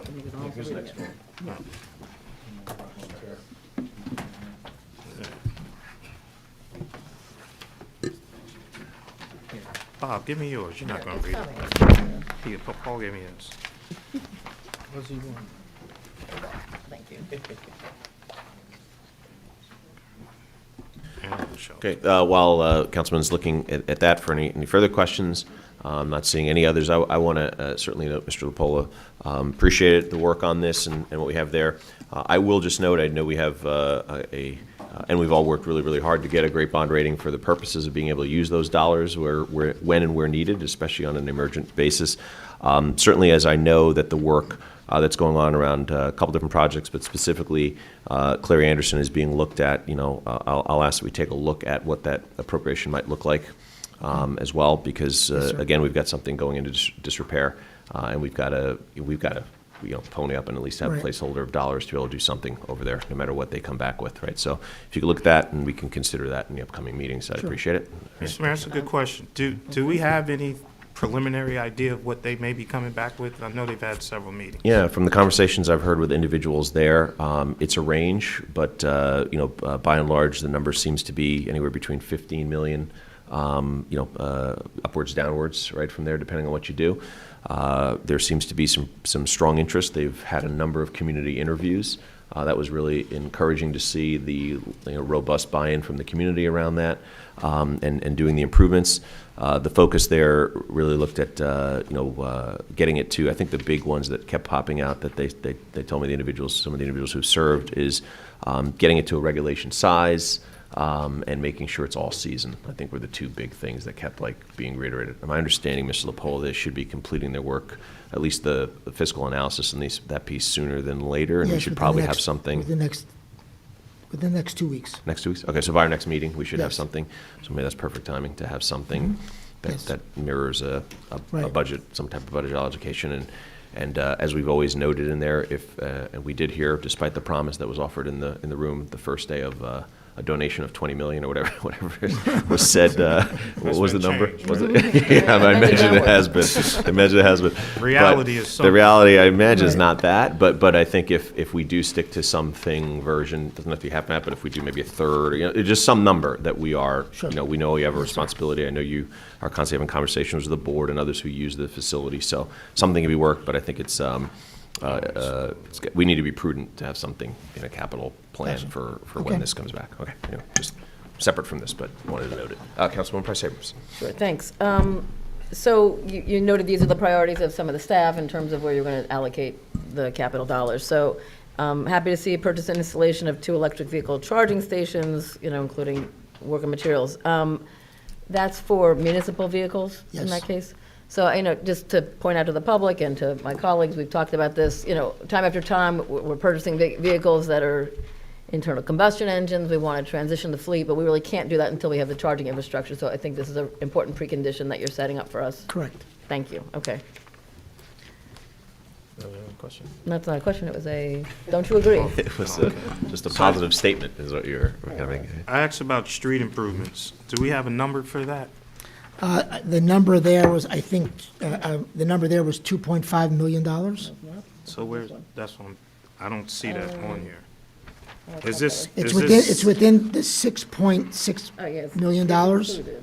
Paving and construction and work, tree planting, it's all tied in with tree planting, the whole thing is, oh, thank it's God. part of section 3A. So I have to send you a specific tree planting request from a resident where 3 trees were taken down last year and they were told that they would be replanted. I just want to get the addresses for you.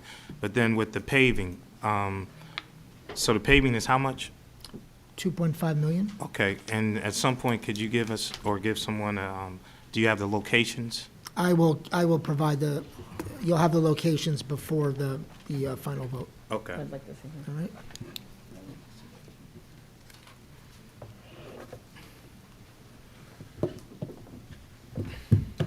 Any other questions? Seeing none, Madam Clerk? Counselor Cummings? Yes. Deputy Mayor Hurlock? Yes.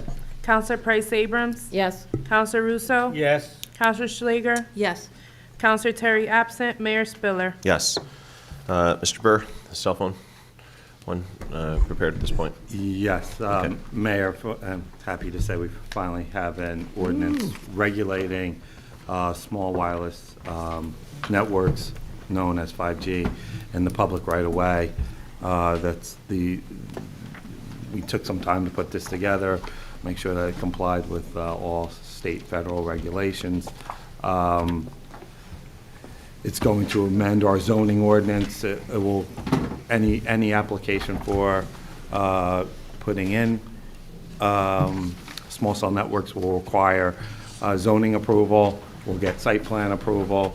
They'll have a thorough application process that they'll have to go through. We've looked at environmental concerns, health concerns, setbacks from residential. We put in regulation that protects our historical residential neighborhoods. We've upgraded the poles to be smart poles for our commercial zone. It's a very thorough and comprehensive piece of zoning legislation for 5G wireless networks, and we're looking forward to it being implemented in Montclair. We believe it will be a benefit for all of our communities and all of our neighbors here, residents here in Montclair.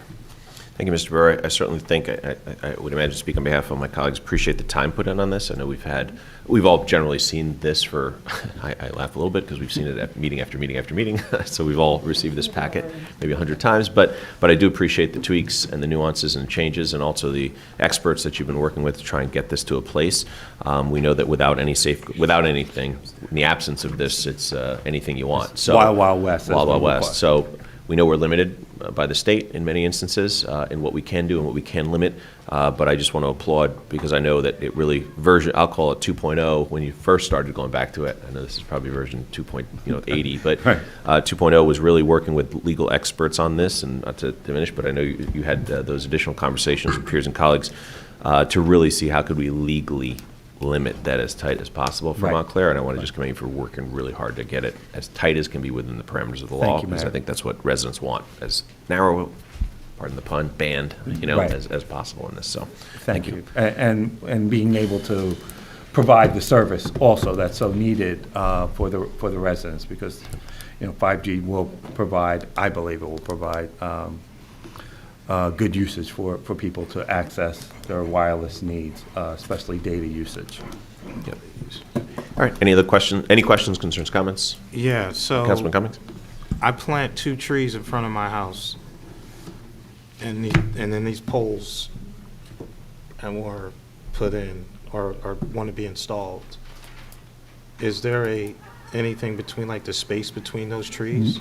Well, because they're township trees. Yeah, well, there's a lot that goes into placing of the poles, and so they will have a very rigorous application process that they'll have to do in order to show that, to justify location of the pole. Then there's a setback distance from the residential home, which I believe is 50 feet setback, so that might not impact where you live currently. But there's also a 200 foot distance from pole to pole. So, well, that's my question. I would, my assumption, David, would be that if you have trees that were impacting the place of the pole, that the existence of the trees would supersede. The tree would stay, and the pole couldn't be put in there. Yeah, and the pole would have to be relocated to another. Is that an affirmative answer? That is not an affirmative answer, that's all right. Don't guess with me with this one, because this, again, it's been years this has been discussed, and these poles, we are in a suburban township, and these poles will make streets, it can make a nice, lovely tree-lined street look a mess. And if the pole, I just want to make sure that, can we find out what supersedes, the pole or the tree? We can find that out for you. Thank you. Mayor. So having spent some time, again, I want to acknowledge and thank Mr. Burr for kind of holding this conversation, but also Ms. Talley, our planner. We had consulted with another attorney with some expertise in this area, as well as Bill Harrison from the zoning board. So just a lot of people who really understand this. And I think the important part for the public to know is that if we do nothing, people can just, it's a bit more, they can plant them where they want them. It's by doing something that we actually set the parameters, and we have the right to do that, which we are trying now to do in a thoughtful way. But were we not to do this, they would have much more license. Oh, I understand Well, that. no, well, I don't know if the whole public does. So just to reiterate that point, that there were not only distances from residential areas, but from, I know Mr. Burgess said this, but from between poles themselves, like we're trying to prevent them from being overtaxing in any area. And also an awareness, which is something I learned, that 5G actually requires sort of shorter, what are these, shorter what's? Shorter distance. Yeah, shorter wavelength. Wavelength. So in other words, there have to be more of them, more locally, than the kind we have been used to on our phones. And if our phone says 5G, it may not really be operating with 5G technology. But as that's going to come online, that's what this is all necessary for, that we're really paving the way for the next phase of cell advancement. So thank you for the time again. Any other questions? Seeing none, Madam Clerk? Counselor Cummings? Yes. Deputy Mayor Herlock? Yes. Counselor Price Abrams? Yes. Counselor Russo? Yes. Counselor Schlager? Yes. Counselor Terry absent. Mayor Spiller? Yes. Okay, thank you. Next, if you, I'll ask my colleagues to take a look through. If there's any of the next resolutions you want held out, please let me know. Otherwise, we'll move them in block. Well, Mr. Mayor, I tried reading the handbook, and I tell you, it's too small. It's too and that's one that I just can't in good conscience. Okay, you want me to hold that one out? No, I think we need it. Yeah. My point is that reading it Oh. and the impact, I just can't in good conscience say yes to something that I'm still trying to understand. I'm going to pull it off consent then, and we can, have that. So, any others?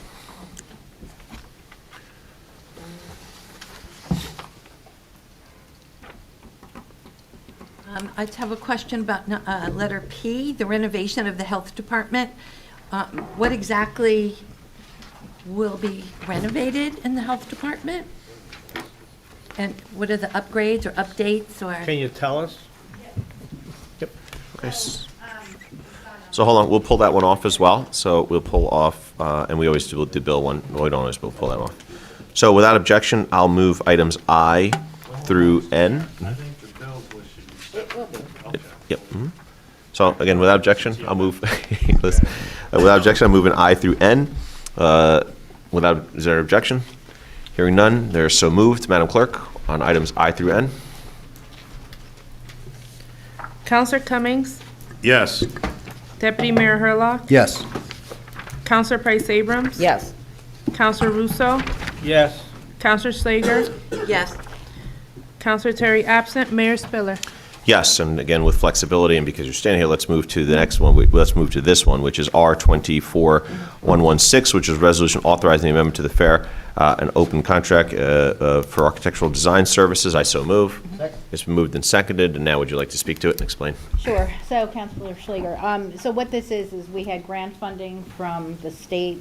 This was mostly COVID money that was given to health departments to improve infrastructure. So it was one, to increase staffing during the pandemic, but also to make improvements to the health department itself. So construction, renovation. So this is the architect who's just going to, so there's two main things that we're doing. We're upgrading the clinic rooms. The cabinets are falling apart, and we're going to get some touchless sinks because it's in the clinic room. That's an appropriate way to, for hand washing. And then a new counter in the front area that's more secure, so people can't just kind of jump over it, and, to kind of protect the staff at the front area. So those are the main things that the architect is going to be drawing. Okay. Thank you. You're welcome. What's that? Here, right here. In third floor, Third in floor. the health department. It's upstairs. Yeah. So the clinics, there's 4 clinic rooms, Lori, and then there is the, the front reception area where vital statistics mostly works, and they're taking license fees from, for the pets, from the cats and dogs, and birth certificates, death certificates. So they're constantly dealing with the public, and it's not that secure, so I wanted to make it a little more secure for them. So, Yep. I want to Thank thank you, you, I want to thank you for bearing with this building, because it's been a tough building for people to work in. And hopefully we'll have a new building at some point, but, thank you for your staff working in these conditions, because it's hard to even change things and improve them in an older, it looks Right. like a modern building, but it's really an older building. Right, And I think right. you're doing a great job. Thank you. yeah, the staff have really, worked hard, especially health department staff during the pandemic, and I wanted them to have a space that they felt comfortable in, safe in. And healthy. They earned it, so I figured this was a good way to use some of the money. So, thanks, everyone. Thank you. Helpful. And for the record, That the health answers the department has the question. nicest offices in the building. I don't see it. All right, so with that, it's been moved and seconded. I don't see any other questions. So, Madam Clerk? Counselor Cummings, Yes. Deputy Mayor Hurlock, Yes. Counselor Price Abrams, Yes. Counselor Russo, Yes. Counselor Schlager, Yes. Counselor Terry absent, Mayor Spiller. Yes. Next is Resolution R-24-031, which is a resolution approving and adopting the revised Employee Handbook for the Township of Montclair. I so move. It's been moved and seconded. Questions, concerns, comments? You want to speak to it? It's a long time coming. Our last handbook was from 2004, so it takes a while, but we have a handbook. It's very thorough. HR department and a lot of other people have worked very hard on this over the past probably year, and it's been seen by many sets of eyes, and I'm glad that we're finally going to get this approved. Okay. Any other questions, any questions, concerns, comments? Madam Clerk, and we'll talk about that in a second. Madam Clerk? Counselor Cummings? No. Deputy Mayor Hurlock? Yes. Counselor Price Abrams? Yes. Counselor Russo? Yes. Counselor Schlager? Yes. Counselor Terry absent, Mayor Spiller. Yes. Mr. Lepola, now that it has been passed, when do you anticipate posting, or would you post this somewhere, or is this the kind of thing that's just available? Tomorrow. Okay, thank you. Thank you. Okay, next is Resolution R-24-114. Councilwoman Schlager, would you mind? Sure, of course. Whereas invoices against the Township of Montclair in favor of the following persons for the amount set opposite their respective names have been received, duly audited, and found correct. Now therefore be it resolved by the Council of the Township of Montclair in the County of Essex that these said invoices be, and they are hereby ordered paid, and that checks be drawn by the Finance Department to the order of such persons for the amounts respectively and hereinafter stated on the schedule attached hereto and made a part hereof. This bill list is dated April 24th, year of 2024, for the amount of $11,898,013.31, and I so move. Second. Any questions, concerns, comments? Yeah, one question. Shager Property Services, $20,000 for supplemental snow plowing. I'm sorry, which? We have one here, Shager Property Services, I think it's Schlager. Shager.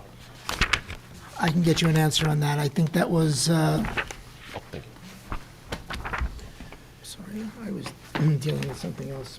I imagine likely, Mr. Cummings, is, we added a lot of secondary companies to Yes. complement the work that our team does. I imagine they're one of them. Yes, so it goes to a further question of so we appropriate a certain amount of money for snow plowing. Yes, sir. And it's just a question of how much of that did we use? Because we didn't have a lot of snow. And so we put, I'm just trying to get an idea for the budget. I- 250,000 and when we spent 110. Right, and we have a reserve for snow plowing too, so I can get you the details from this past winter. All right, that's what I appreciate. Seeing no other questions, Councilwoman, Madam Clerk? Counselor Cummings? No. Deputy Mayor Hurlock? Yes. Counselor Price Abrams? Yes. Counselor Russo? Yes. Counselor Schlager? Yes. Counselor Terry absent, Mayor Spiller. Yes. Okay, thank you. Okay. Councilwoman Price Abrams? Mayor, if I may, I'd like to move from the floor the Climate Action Plan, which was prepared by the Montclair Environmental Commission for our review, well, we've reviewed it, but for our endorsement with some minor amendments as from what was proposed. Would you like to speak to those amendments? I would. So do I have to have a second to bring it forward? Will you want to move it as amended, correct? I would assume? Yeah. So you want to speak to the amendments, and then Sure. and then it'll be moved as amended. Very and good. then So second. I'm reminded that, with appreciation, I see some people from the Environmental Commission here, that it was really with a charge from this body to ask the Environmental Commission to prepare for us a climate action plan that would help us anticipate the policy areas we would need to be, staying on the cutting edge of, just to guide the proper policy with thoughtful scientific basis, et cetera. So with that, we received some time ago a plan, a very thoughtful, comprehensive plan. I want to commend and thank, and we did actually, Ben, when we thought you were leaving, we thanked you publicly, and I want to thank you and MK, I see you here, and others who, Suzanne's back there. So, and many others from the commission who I think worked on this collaboratively. So it's very comprehensive. I think it will be a great guide, and as I understand its purpose is really to make recommendations for residents and businesses, as well as guidance to the staff of the town and the commission itself in reviewing policy as it comes before either this body or other parties who can take action, again, with the best sort of science and intentions. So with that said, there are very few places, but we did solicit some input from our staff. And so These were, want me to run through the changes that were proposed? Please, any changes that you're Okay. looking to move forward. So I don't know if everybody has it in front of them, but there was one note that the use of the term, we shouldn't use greenhouse gases, but we should say CO2 in a particular place. The comment was, currently data on emissions of non-CO2 greenhouse gases are not as readily available or accessible at the city level, municipal level. So unlike CO2, which primarily comes from fossil fuel combustion, other greenhouse gases such as methane and nitrous oxide can originate from a wide range of sources, including agricultural activities, waste management, industrial processes, and natural sources. And therefore, we should really just, it's too hard to pinpoint if we're talking more broadly, so we should use CO2, not greenhouse gases more generally. So that was one specific. Another was, let me pull to the right section now. One moment.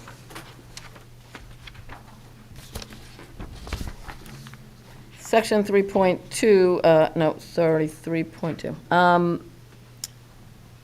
The suggestion is that we should say, under the category protect and enhance local natural resources that provide carbon capture, reduce flooding and heat island impacts, that instead of saying update the master plan conservation element to include sustainability elements and protect open space that mitigate the effects of climate change, we should instead say, prevent the planting of invasive species. An invasive species is a non-native organism that causes ecological or economic harm in its new environment by outcompeting native species, disrupting ecosystems, or spreading diseases. On another point in that section, it says limit ecosystem stressors such as deer population and invasive species. Ecosystem stressors are dynamics that impair or compromise the function or productivity of the system. It would suggest that we change that to limit ecosystem stressors such as deer population and invasive species through comprehensive and science-based planning.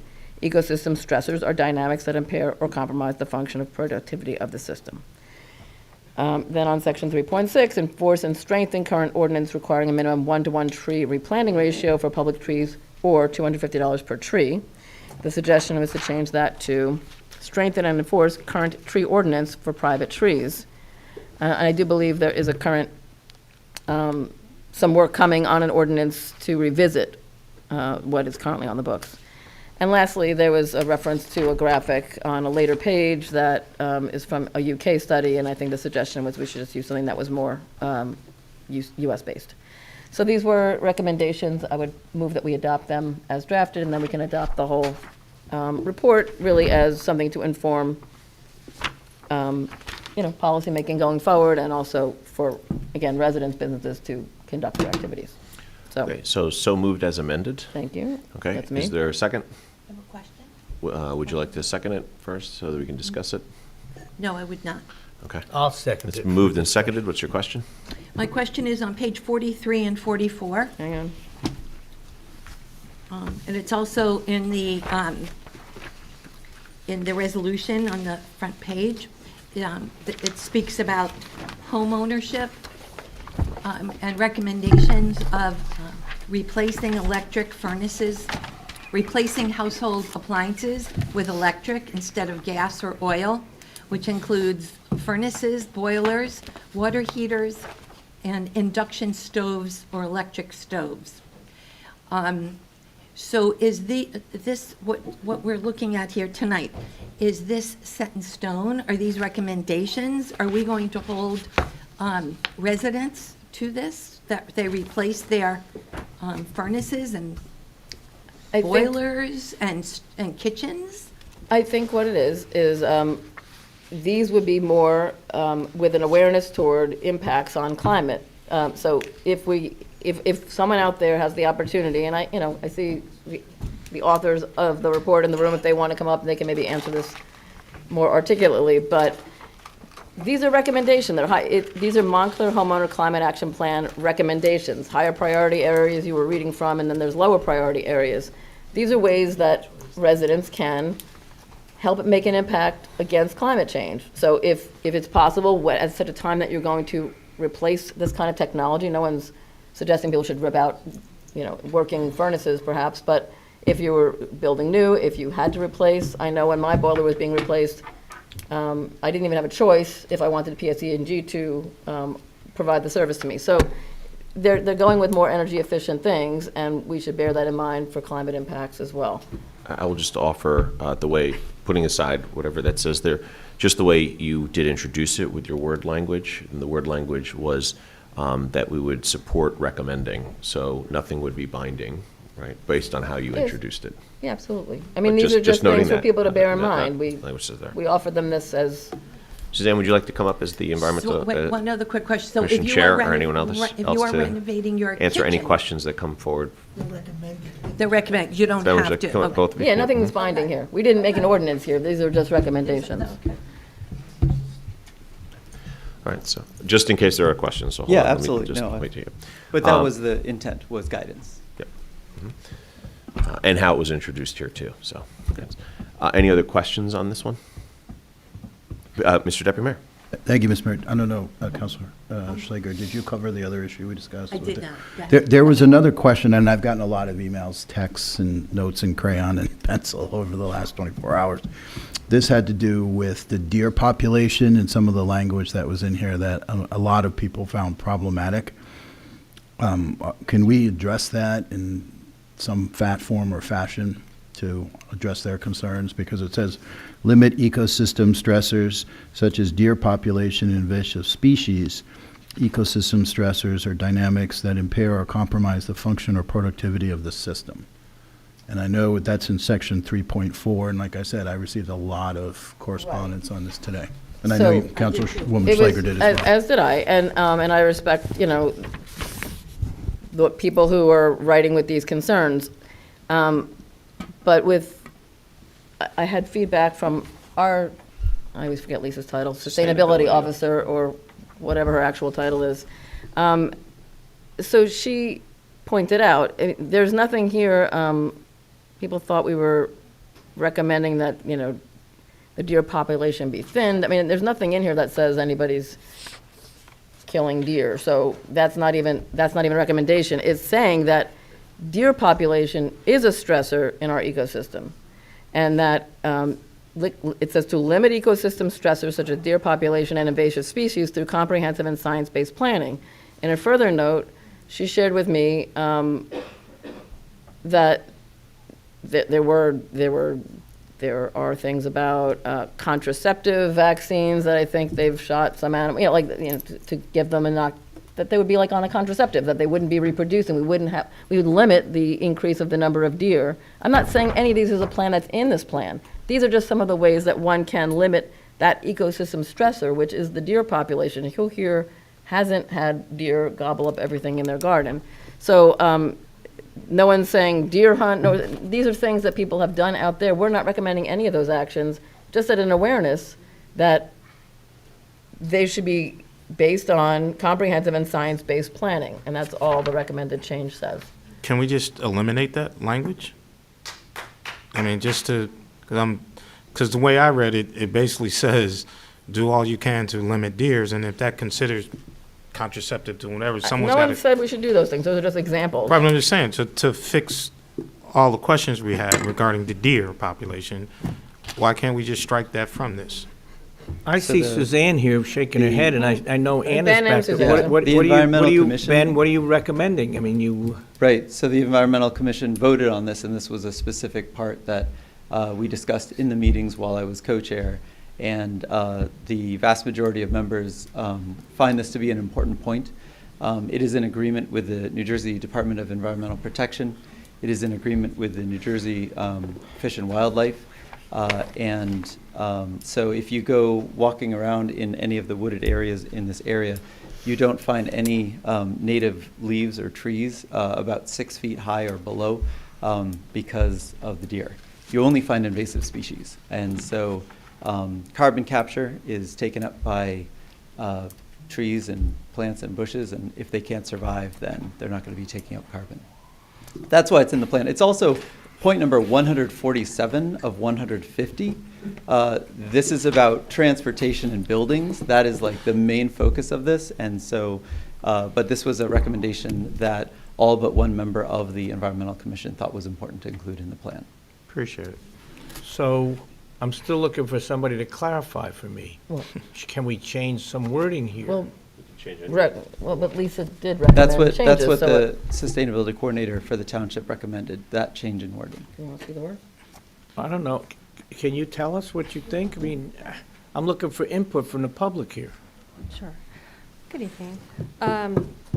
So it's on. So limiting deer population is code for direct language for reducing the population, and the key way to do that, the only way, is to do culling through shotguns and in New Jersey. There's no such thing as sterilization. It's not ready yet in the U.S. I know people write that, but it's not. But this isn't an argument around reducing the deer population. This should be an argument or discussion around how do we humanely manage conflicts, right, that we experience with deer. So Lori talked about deers eat our gardens. There's a million different, not a million, but there's a whole set of ways that we can protect our gardens by putting up fences, by using deer deterrents. We do it all the time. I mean, I just did that, and I haven't seen a deer in years. Car collisions, we use dynamic signs, slow down signs that have been shown to be really effective in getting people to slow down. So the idea in the Humane Society of the United States has put tons of information together around all these humane ways that we can address conflicts, not population. The minute you start getting into population control, you run into all kinds of problems because it becomes a perpetual cycle of trying to manage numbers and keeping up, and it never works. So I've worked with a lot of towns as a Humane Society volunteer policy leader in Essex County as well, and Essex County spent $1 million on their deer culling year after year after year, and it's not working. And they cannot prove that the issues Ben was speaking about, that killing deer is helping to regenerate these woodlands. They cannot prove that. There's so many different factors: climate change, not enough sun, invasive worms, et cetera, et cetera. So I think we just need to, and the minute we put language like that in a Montclair climate action plan, when our policy on our website, if you've read our website, says peaceful coexistence very clearly with deer and wildlife. Peaceful coexistence means, and I'll actually read it for you, coexisting means allowing animals to live their lives out safely while still addressing any wildlife-human conflicts with humane, innovative, and non-lethal approaches. Says that exactly on our website. It says some people assume there are too many deer when they experience a conflict in their yard, yet the reality is that deer conflicts may be totally unrelated to their numbers and can be addressed using strategic habitat, yard management strategies and tools developed and tested for our urban suburban neighborhoods. When we talk about deer in the forests and biodiversity, we're talking about forests that are not our woodlands, not our property. It's forests in the state under certain conditions. And so there's a lot of scientists who can speak to you about that. So actually, while I have you, let me just read this letter from the Senior Director, Urban Wildlife Programs, the Humane Society, John Griffith, to you all. He said, "We're encouraged about the proposed language connected to a climate change action plan that categorizes deer population as a separate ecosystem stressor, akin to a population of invasive species. Deer are native animals and are part of a functioning ecosystem. They can't and shouldn't be pulled out as one separate environmental variable that is not otherwise linked and highly influenced by human living and human communities. Their presence, density, and associated positive and negative impacts are connected to multiple factors, especially in suburban areas. This categorization is not only inaccurate, but also unhelpful, as it sets up potential actions to remove deer without understanding what it would accomplish in terms of addressing a goal or reducing an impact.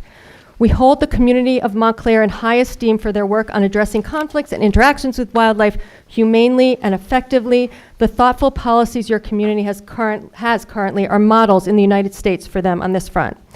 In our work with communities and experts on this issue over the last 3 decades and across the U.S., we've learned that the focus must be on reducing conflicts with deer, not reducing the number of deer. Focus on the conflict, not the population.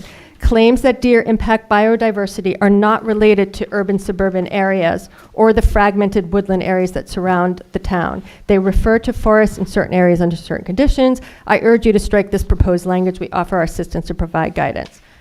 So I understand what Lisa's sharing with you, but that's not thorough. It's not well-researched. As much as I love and respect her, she's not a biologist, a wildlife management director, and so it just doesn't belong in a place like Montclair. I'll tell you, I can't tell you how many times in my advocacy work around this, so I'm wearing two hats now, mostly the other one. I've gone to community meetings and heard them talk about a legislator say, I'm too afraid to say no because I don't want to get in trouble. Or them talking about all the different ways that they experience, these biologists who come in who are biased and set up designs, science that is biased. So can I ask you a question? Yeah. Because I don't. Sorry. We got to keep going. Bottom line is, I think I get your point. I think we all do. And so the question comes back to, what do we want to do with this? Well, I'm going to And make I a don't mean recommendation, if I may, I don't mean to Counselor. cut you off, but No, I well, kind of get what you're Yeah, so I mean, I think another possibility is, the plan is quite comprehensive. This is, I think you said it, or perhaps you said it. It's become a big conversation, which is just, I wouldn't say it's insignificant, I'm just saying it's not the predominant thing here, and I think my council colleagues might feel better if we just removed it for this time. We don't make a recommendation about anything to do with the deer. We can strike that particular recommendation and then adopt the rest of the plan. I think we would have no comment on deer at this time if that's the only way we would, bring in. Is there a sense among my colleagues that that would be? Just a point of clarification, Councilwoman. You're talking about 147, I'm assuming, right, in there? Number sorry? 147? Mr. LaPolla, could you help me, please? We just talked about this. It was more- section, I just referred to that offhandedly. It has a different number. Oh, it does have but it's essentially the part that has to do with the deer. Okay. oh, that's what you're saying. See, I took your good advice. I said on 147 out of 50. For those who have the plan, it's page 28 that has the section. Section 3.4 is the one that I keep getting the emails 3.4 is about. the one on page 28. Again, I think Lisa's recommendation doesn't say anything about, eliminating the deer population, but nonetheless, if that is the sense of the body that you'd like to remove that section, I mean, I think if I wouldn't want to let the whole thing go down over one particular item, I'd like to see the thing get endorsed. This is climate. All right, so without it, it would just be silent on that, right? And whatever it would be, it would be Others need silent to set policy. on We there. won't perhaps be here. So I make With- a with motion that- to with that- eliminate With that, I'm 3.4. speaking, actually, thank you. So with that, Councilwoman, if there's no objection because you moved it, you can modify your own motion. Would you like to modify to strike that? I would. So I would like to adopt the other elements that the staff had provided us, and we will eliminate section 3.4, and I guess therefore renumber them appropriately.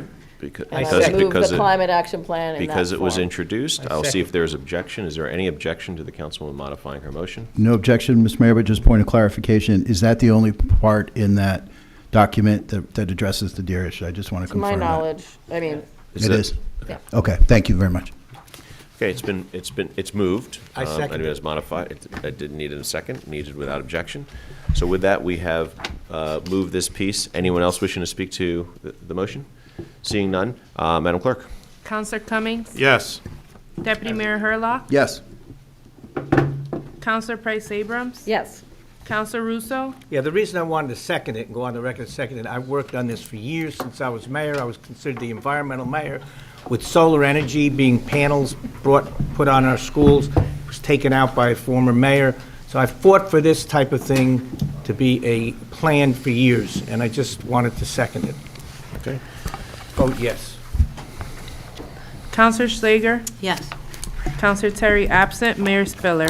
Yes, and I'll just say simply, once again, we're able to get things done around this, and I'm happy to do it and appreciate being a part of it. I want to commend the Environmental Commission, including even the debate that we were just having. I know I've sat in those meetings and know how contentious that one specifically gets, and I know that gets heated, but yet you sit there and still do the work, and commend everybody for coming up with something this comprehensive. Certainly, we'll leave the deer conversation for someone else to have, as it looks like. But for our purposes specifically, as you noted, not necessarily 137 or whatever it is, but this is a massive plan that has a lot in here. I want to commend you as chair and former chair, everybody on the commission, including those of you who are here and those who aren't. We have been in our leader, whether it's our energy aggregation program, residential, or other things that we've done, the charging stations and other pieces. We're at the forefront, and I think this puts us right back on a place to make sure we stay there. So thank you on behalf of my colleagues. We thank you for your progressive leadership for all of New Jersey. All of New Jersey will see this plan and be and kind of cut and paste it. Perfect. Awesome. Thank you so much. Well done. Well done. Well done. Well done. Excellent. Okay. With that, I'm going to open it up to, I think we're at that. Yeah, public comment on non-agenda items. I'll open it up if anyone has any comments.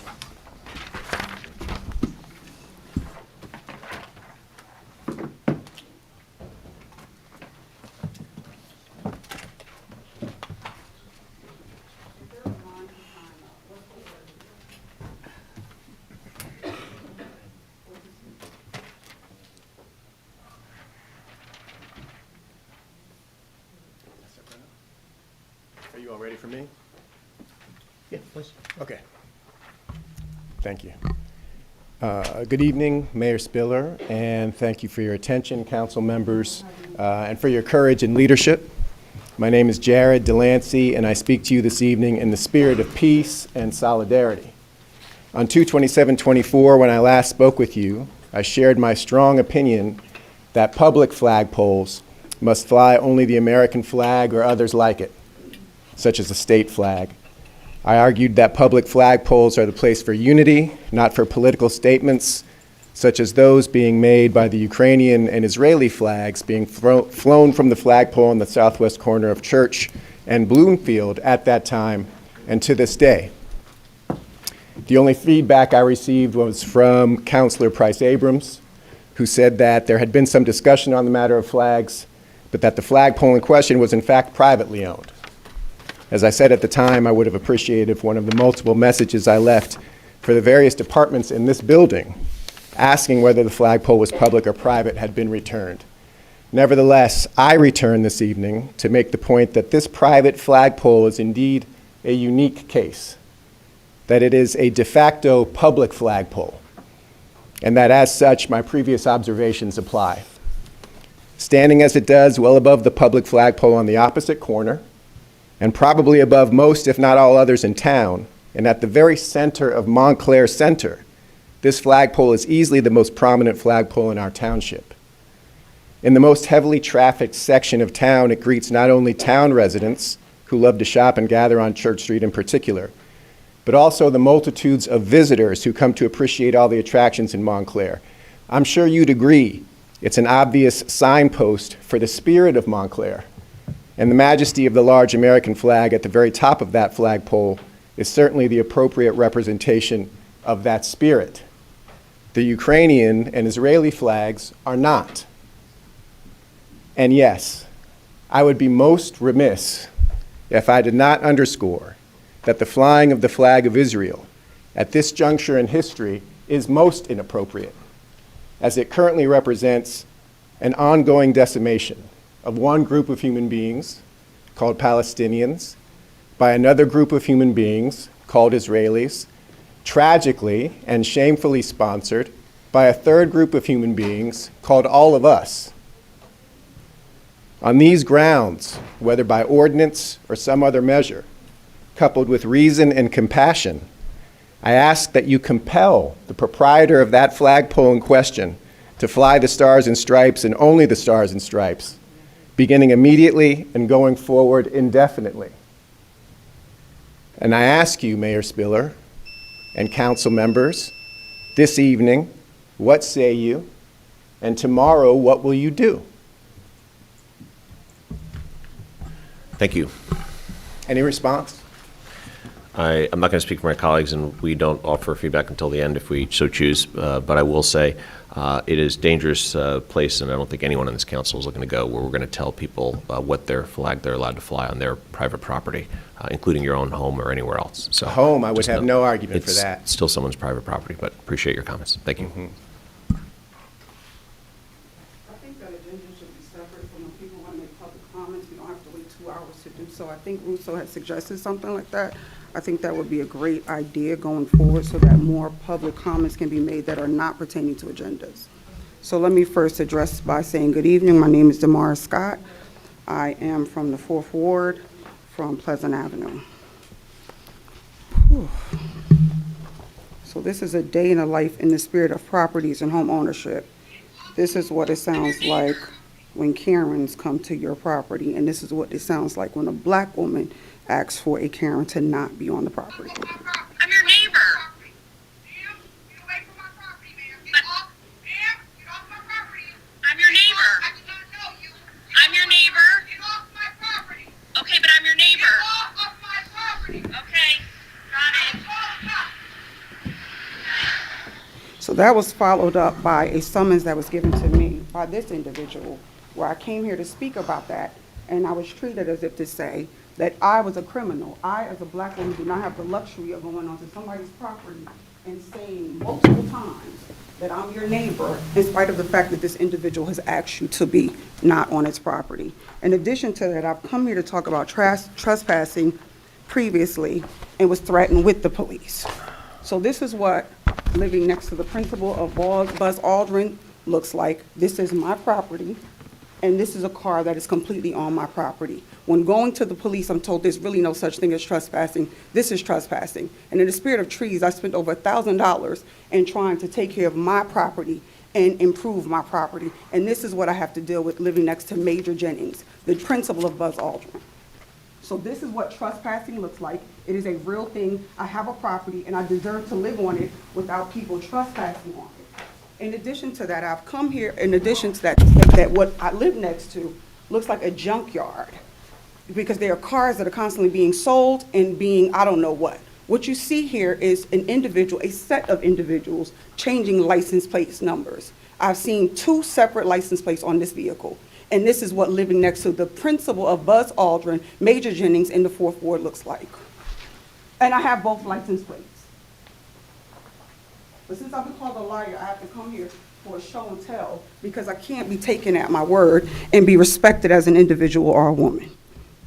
Let me just gather myself, because I don't want to be viewed as being an angry black woman for having an opinion about how I should live in this country and in this community. I am clear that the Montclair Police Department has no intentions on protecting and serving me. There are crimes and offenses far more violent than that which I am presenting today. Several reports that I need to file with the clarity that there will be no due diligence performed by the police. I understand the price that I pay for resisting non-violently, refusing to be intimidated and speaking publicly.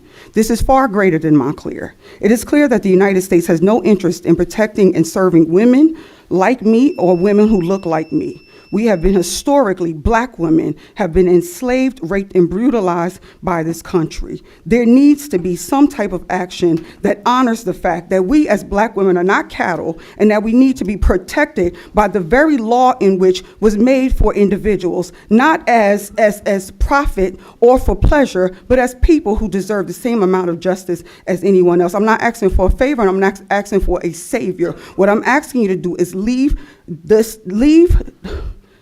do your job or leave. Do your job or leave.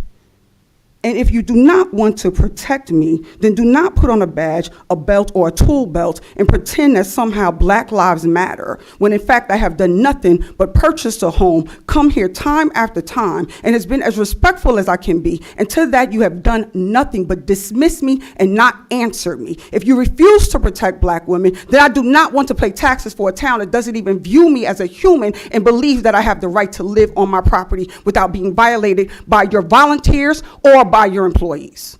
I call for the resignation of Comforretti, and if you do not have an interest in representing what I have come, which is the American dream of my ancestors and individuals like me, get up and leave. because it's ridiculous. You do not represent what you claim to represent, and it's disgusting. Thank you for the time. Thank you. And nothing.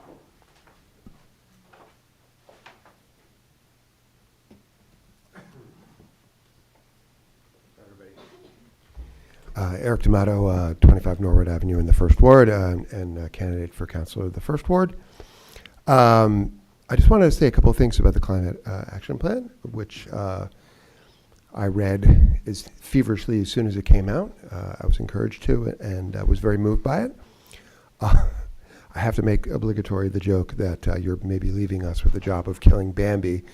But seriously, it is a profound document that is not just a bunch of light suggestions. If that was the case, then people wouldn't be saying that we're leaders for the whole state, because leadership implies that there's actually something being done and some sacrifice.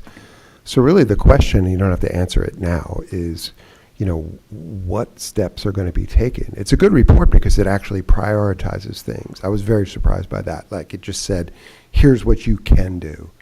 Here's where you start. But the things are big. They're really big. And that's not to pour cold water on it, but it's real. And so as we go into budget season right now, and from what I recall, the budget was presented last year about 2 weeks from around today. It's just people need to know, are there going to be items in that budget that reflect this plan? And if not, you know, what's it for? But either way, thanks for passing it. It is a big deal, and it'll make a difference in the future, I guess.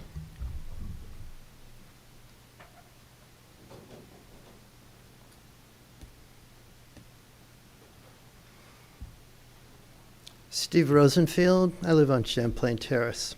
The zoning board at their last meeting decided that it was in their purview to review and approve the Board of Education's plan for Woodman's baseball field. They decided that two parties, in this case the Board of Ed and the council, cannot have a legally binding settlement that impinges on the rights of a third party, the homeowners who live by Woodman Field. Since then, work on the field continues at a faster pace than ever.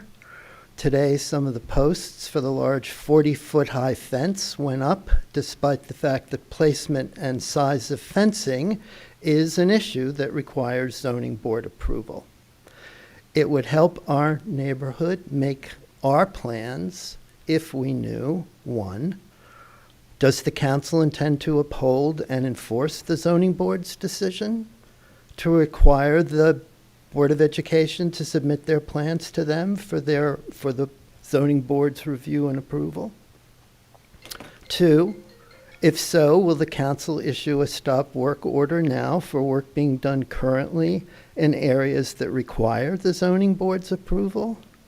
Or three, does the council intend to block the zoning board from carrying out its legal responsibilities concerning the field? And four, if so, what legal grounds does the council believe it has to prevent the zoning board from carrying out their legal duties to protect the rights of a third party, our neighbors, who did not agree to the Board of Education and council's settlement?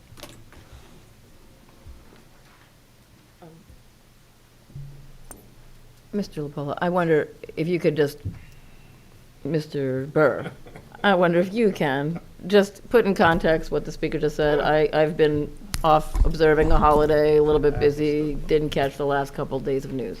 What did I miss? Well, anything that pertains to the BOE, Woodman Field, and the Township of Montclair, I cannot discuss in open public. Okay. Thank you anyway.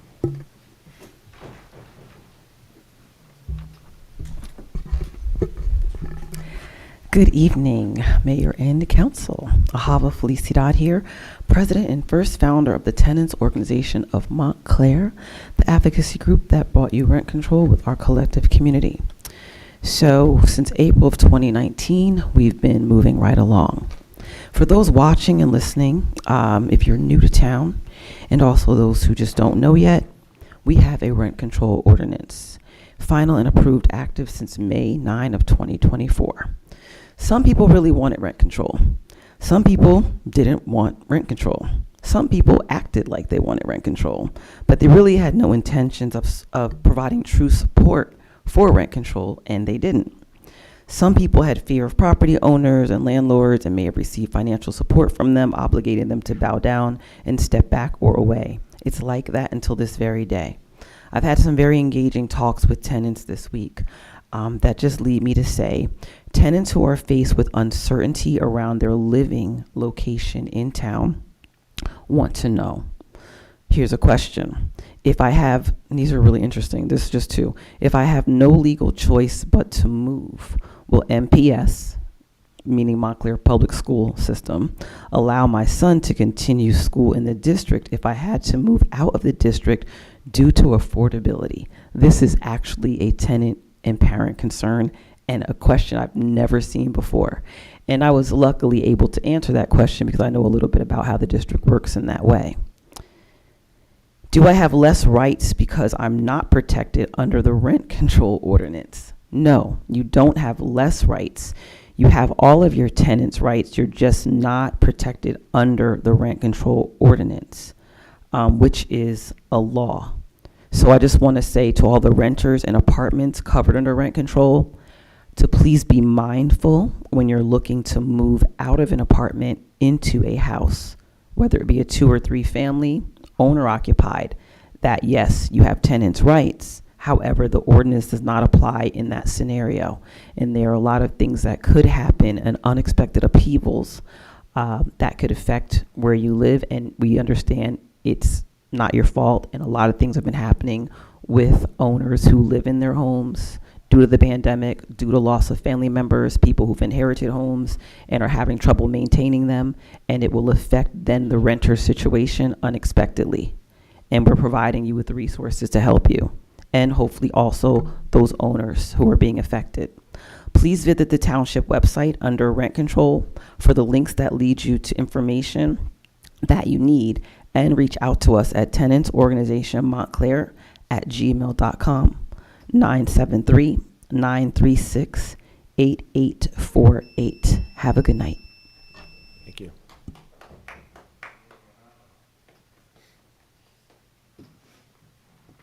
Hi, good evening. Anna Grossman, 63 Essex Avenue.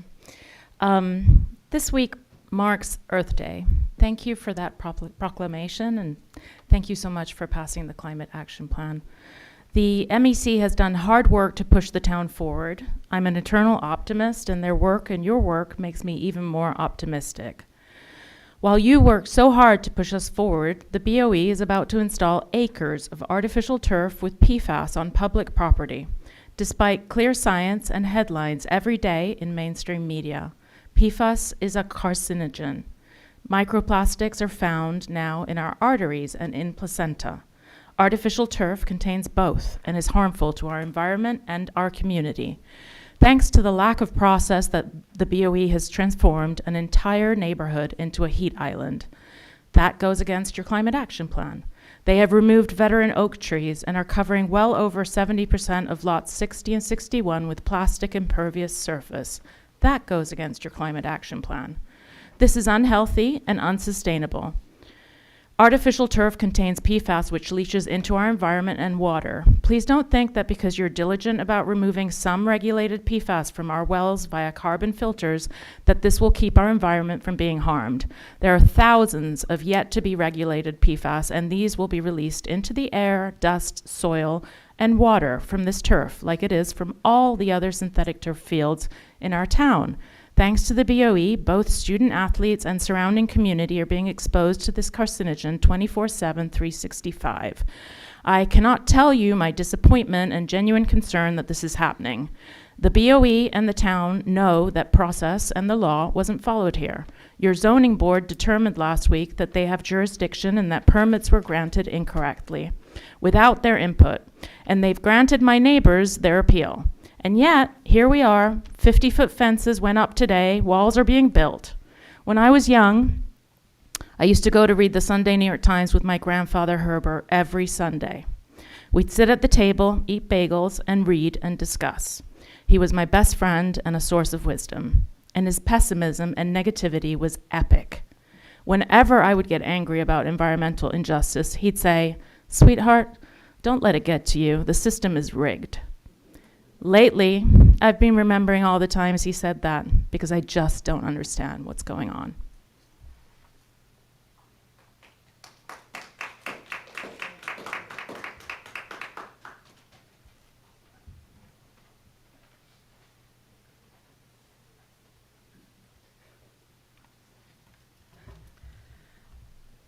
Good evening. I'm Chrissy Thomas, and I live at 257 North Mountain Ave. I'm running for mayor. I've been a parishioner at St. Catherine's Church for most of my life. I've taught CCD since my daughter was in first grade, and most Sunday mornings you can find us at 7:30 Mass. It's the shortest Mass, and it's nice to start the week with prayer. Anyway, this Sunday was the story of the Good Shepherd. You know how sometimes you hear something a million times, but it takes on new meaning based on where you are in your life and what's going on? So this story about the Good Shepherd talks about how if it's your flock and you watch over the sheep and you love and care for the sheep that can't protect themselves from the wolves, the sheep will always be safe. You'd put your life down, or at least on pause, for those sheep. But when the shepherd is paid, if a wolf comes, the shepherd runs for his life, sometimes across the country, abandoning his post to protect himself. I kid you not, that's what it says. The paid shepherd abandons his post. He runs. So here I am, like you, hoping to be one of 7 shepherds watching over Montclair. The current shepherds, except one, were paid, allegedly more than they were entitled. One abandoned his post. He ran. I love this amazing, diverse, loving enclave of Montclair. I love that we were so secure with the character of our citizens that we elected nonpartisan elections. For years, Montclair was this insulated space, not a stepping stone to higher office. Somewhere along the way, things went awry. So, because of the way things are, socially liberal, fiscally conservative Democrats like me could run. Speaking of fiscal responsibility, I want to know what the status of our budget is and when it's going to be presented. And I want to ask if the public will be able to ask questions like we were last year. I also want to ask about the cyberware attack, or the ransomware attack. I was pretty shocked to read today that the June 1st ransomware attack was really a security breach, and that 17,000 people were notified today that their information had been stolen. I've done a bunch of over requests on this, and I've received nothing. Can you tell us what's going on and why we were told that we paid $465,000, was it? For an attack that actually happened 3 months earlier? What's going on?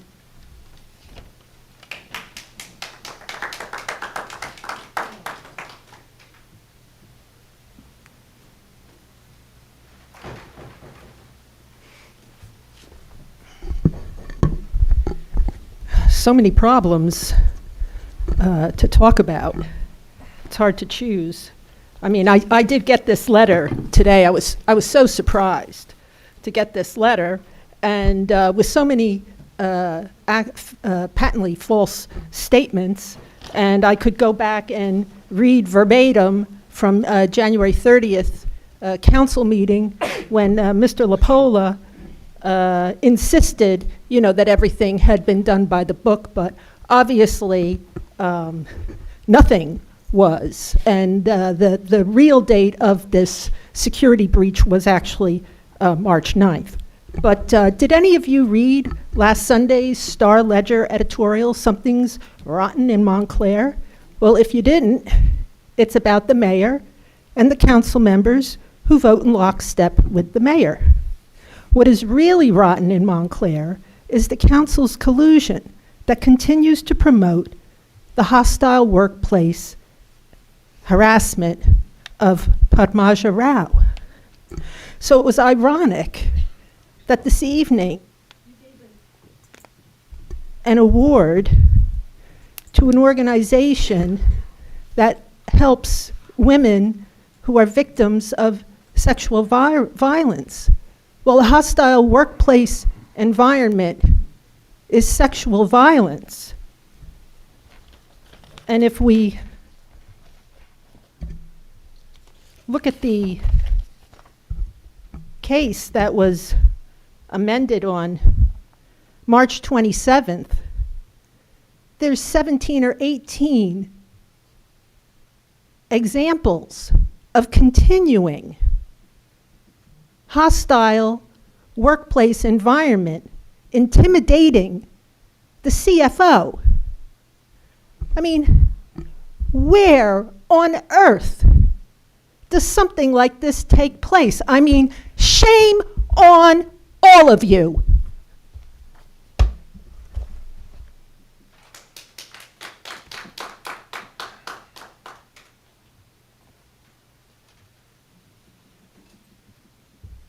Good evening. I'm Josh Katz. I'm not a lifelong Montclair resident, but I've lived here more than I haven't.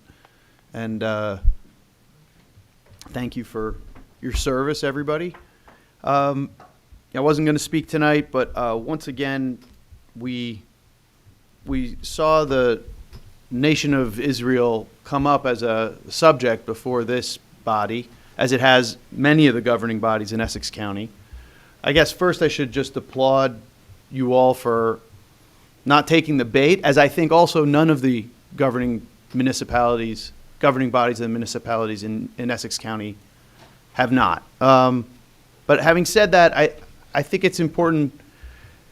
Like I said, I kind of grew up here. There's a lot of excellence in this town. You know, we're our bravest firefighters, finest police officers, and strongest sanitation workers who seem relentless in keeping things moving. But at the same time, I think it doesn't have to be said that if we can't renovate a ball field without having the kind of problems that we've had, that probably, and again, I applaud you all for this, we have no business worrying about something that's going on 10,000 miles away. And so, first, I'd just like to, again, say it just doesn't have any place in town politics.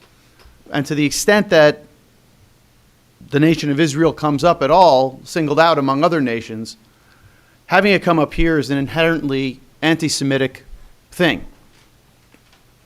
But further, as we just heard, and I think this is important to point out, is that the underpinning of the ideology that is pushing this kind of anti-Semitism is neo-Marxist, anti-Western, and anti-American.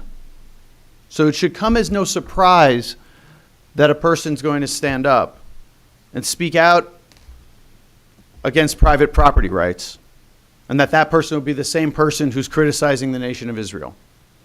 We're seeing the exact same thing on our college campuses. And I just want to point out that when these things come before our governing bodies, it's not just an issue of anti-Semitism. It's not just an issue of anti-Zionism. There's a group on one side that holds American flags, and there's a group on the other side that never does. So when these motions come before this group, as they will, because they will continue to come before this group, I just think it's important for us to say publicly what it is that we're actually dealing with and what it is that we're actually looking at. So, thank you. Thank you. Okay. With that, we will close the public comment. And we do have a matter for executive session, which is R-24-1015. So this is a resolution authorizing executive session without the public being printed in attendance. And according with NJSA 10:4-12B, the topic will be litigation and contract negotiations. I so move. Second. Moved and seconded. All in favor, please say aye. Aye. We'll move into executive session. Thank you, everyone.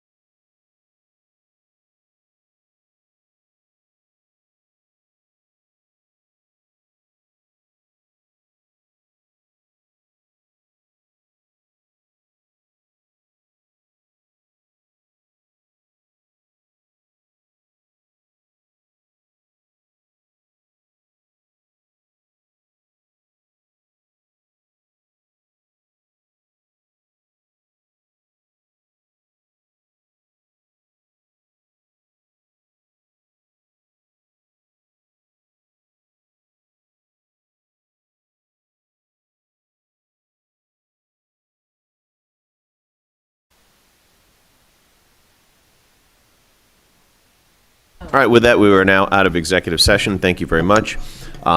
Just a couple of order of business, Mr. LaPola. I know with great excitement, it appears that you'll be ready to present the budget on May 13th, and you'd like to have a singular issue meeting for May 13th to present that. Is that correct?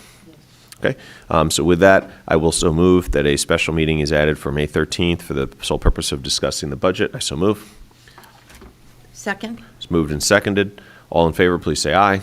Aye. Opposed? No, that's not what we agreed to. Okay. Well, Well, what? can we clarify?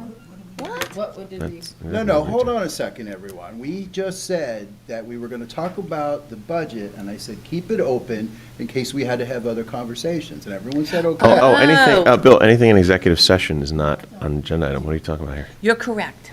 I would like an executive session on the agenda like I had tonight. Executive sessions are added on every agenda, and we pull it off They if are not needed. not added on every Hold on, I'm agenda. selling, and we pull it off if not needed. So it will be. I haven't seen that happen, but I don't want to go back and forth with you at 10:30 at night, so. It is it the understanding of this body that it would always include, that it includes executive session if needed? No, that's not the way we've operated over the I'm last 12 asking the years. body on the motion that I just made, if the understanding is that it would include an executive session if needed, I unless you won't- would like it not to. Thank you. So it will include executive session if needed. Okay. I'm not All- sure I can make the 13th, though. Okay. Okay. Do we have a quorum then for that date? No, I shared before that I would not make that date. So, I mean, you probably do have a quorum. Can we change the date? It has to go the week before then. Yeah. What date do you want, Mr. LaPole? It's your shebang here to introduce this thing.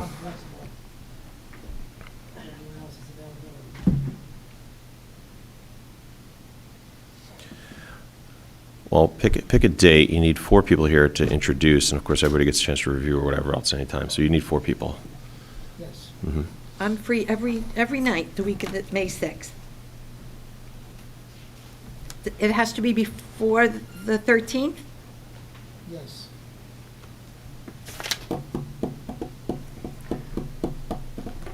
I would appear available the week of May 6th. You want to do May 6th? I'm just saying that week I could do any of the I'm days. picking a date in May 6th, so do you want? 6 may present a problem. No? to the council. Okay. Oh, is the Okay. planning board meeting that night? There's a planning board meeting on May 6th. Okay. Mr. LaPole, you want May 8th? May 8th? Can everybody make it May 8th? Is that good for you, Bill? I am. I'll be actually out of town, sorry, 7 and 8. I'll be back, no, wait. I think I'm out. I'll be back on the night of the 8th, I could be free. Yeah. Okay. Well, Mr. LaPole, which date would you like to try to have had? 8th, whatever works for, I need I four can do the votes, affirmative votes to introduce the budget. Councilman Perry wanted Not to- till the 10th. Oh. That's why I Oh. was moving to the 13th. All right, well, not hearing otherwise, is it the 8th you guys are looking at then? What are you good? I can't do the 8th. I could do the 9th or the 10th. I do 10th. No, okay. But that's not going to work for council. Okay.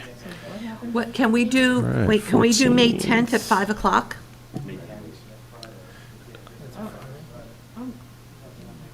I don't think that. I think, yeah, no. Council can't do it. No.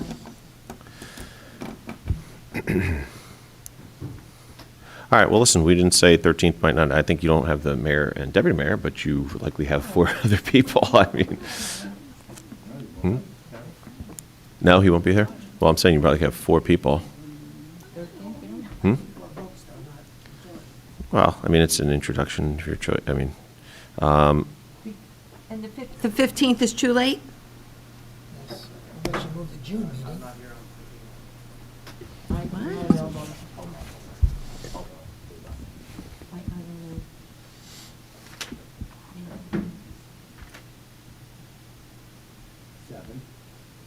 I'm not.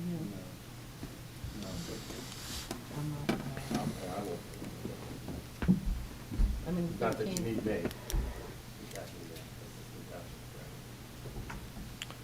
So, Mr. LaPole, it looks like you got 13th or introduce it at the regularly scheduled meeting. It looks like your options. Which is on. Can't do it at the regular scheduled meeting, Mayor, because we need 28 days between introduction and adoption. Now, that's not- So then you have the 13th, They and don't work. you have the 13th, and get the 4 votes that are here. Do Well, we don't know if Mr. Terry can come. We don't know if Bob or Mr. Russo No idea. or David can come. Yeah, no idea. So, and Bill can't come, so it would just be Lori and I. We can't do it.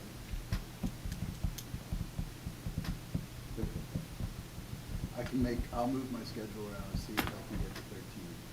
Don't give me that look, I'm actually going to come. No, that's, I mean it in a good way. Okay, so 13th now works for you, right? Schedule it that I had asked for. It is. Definitely.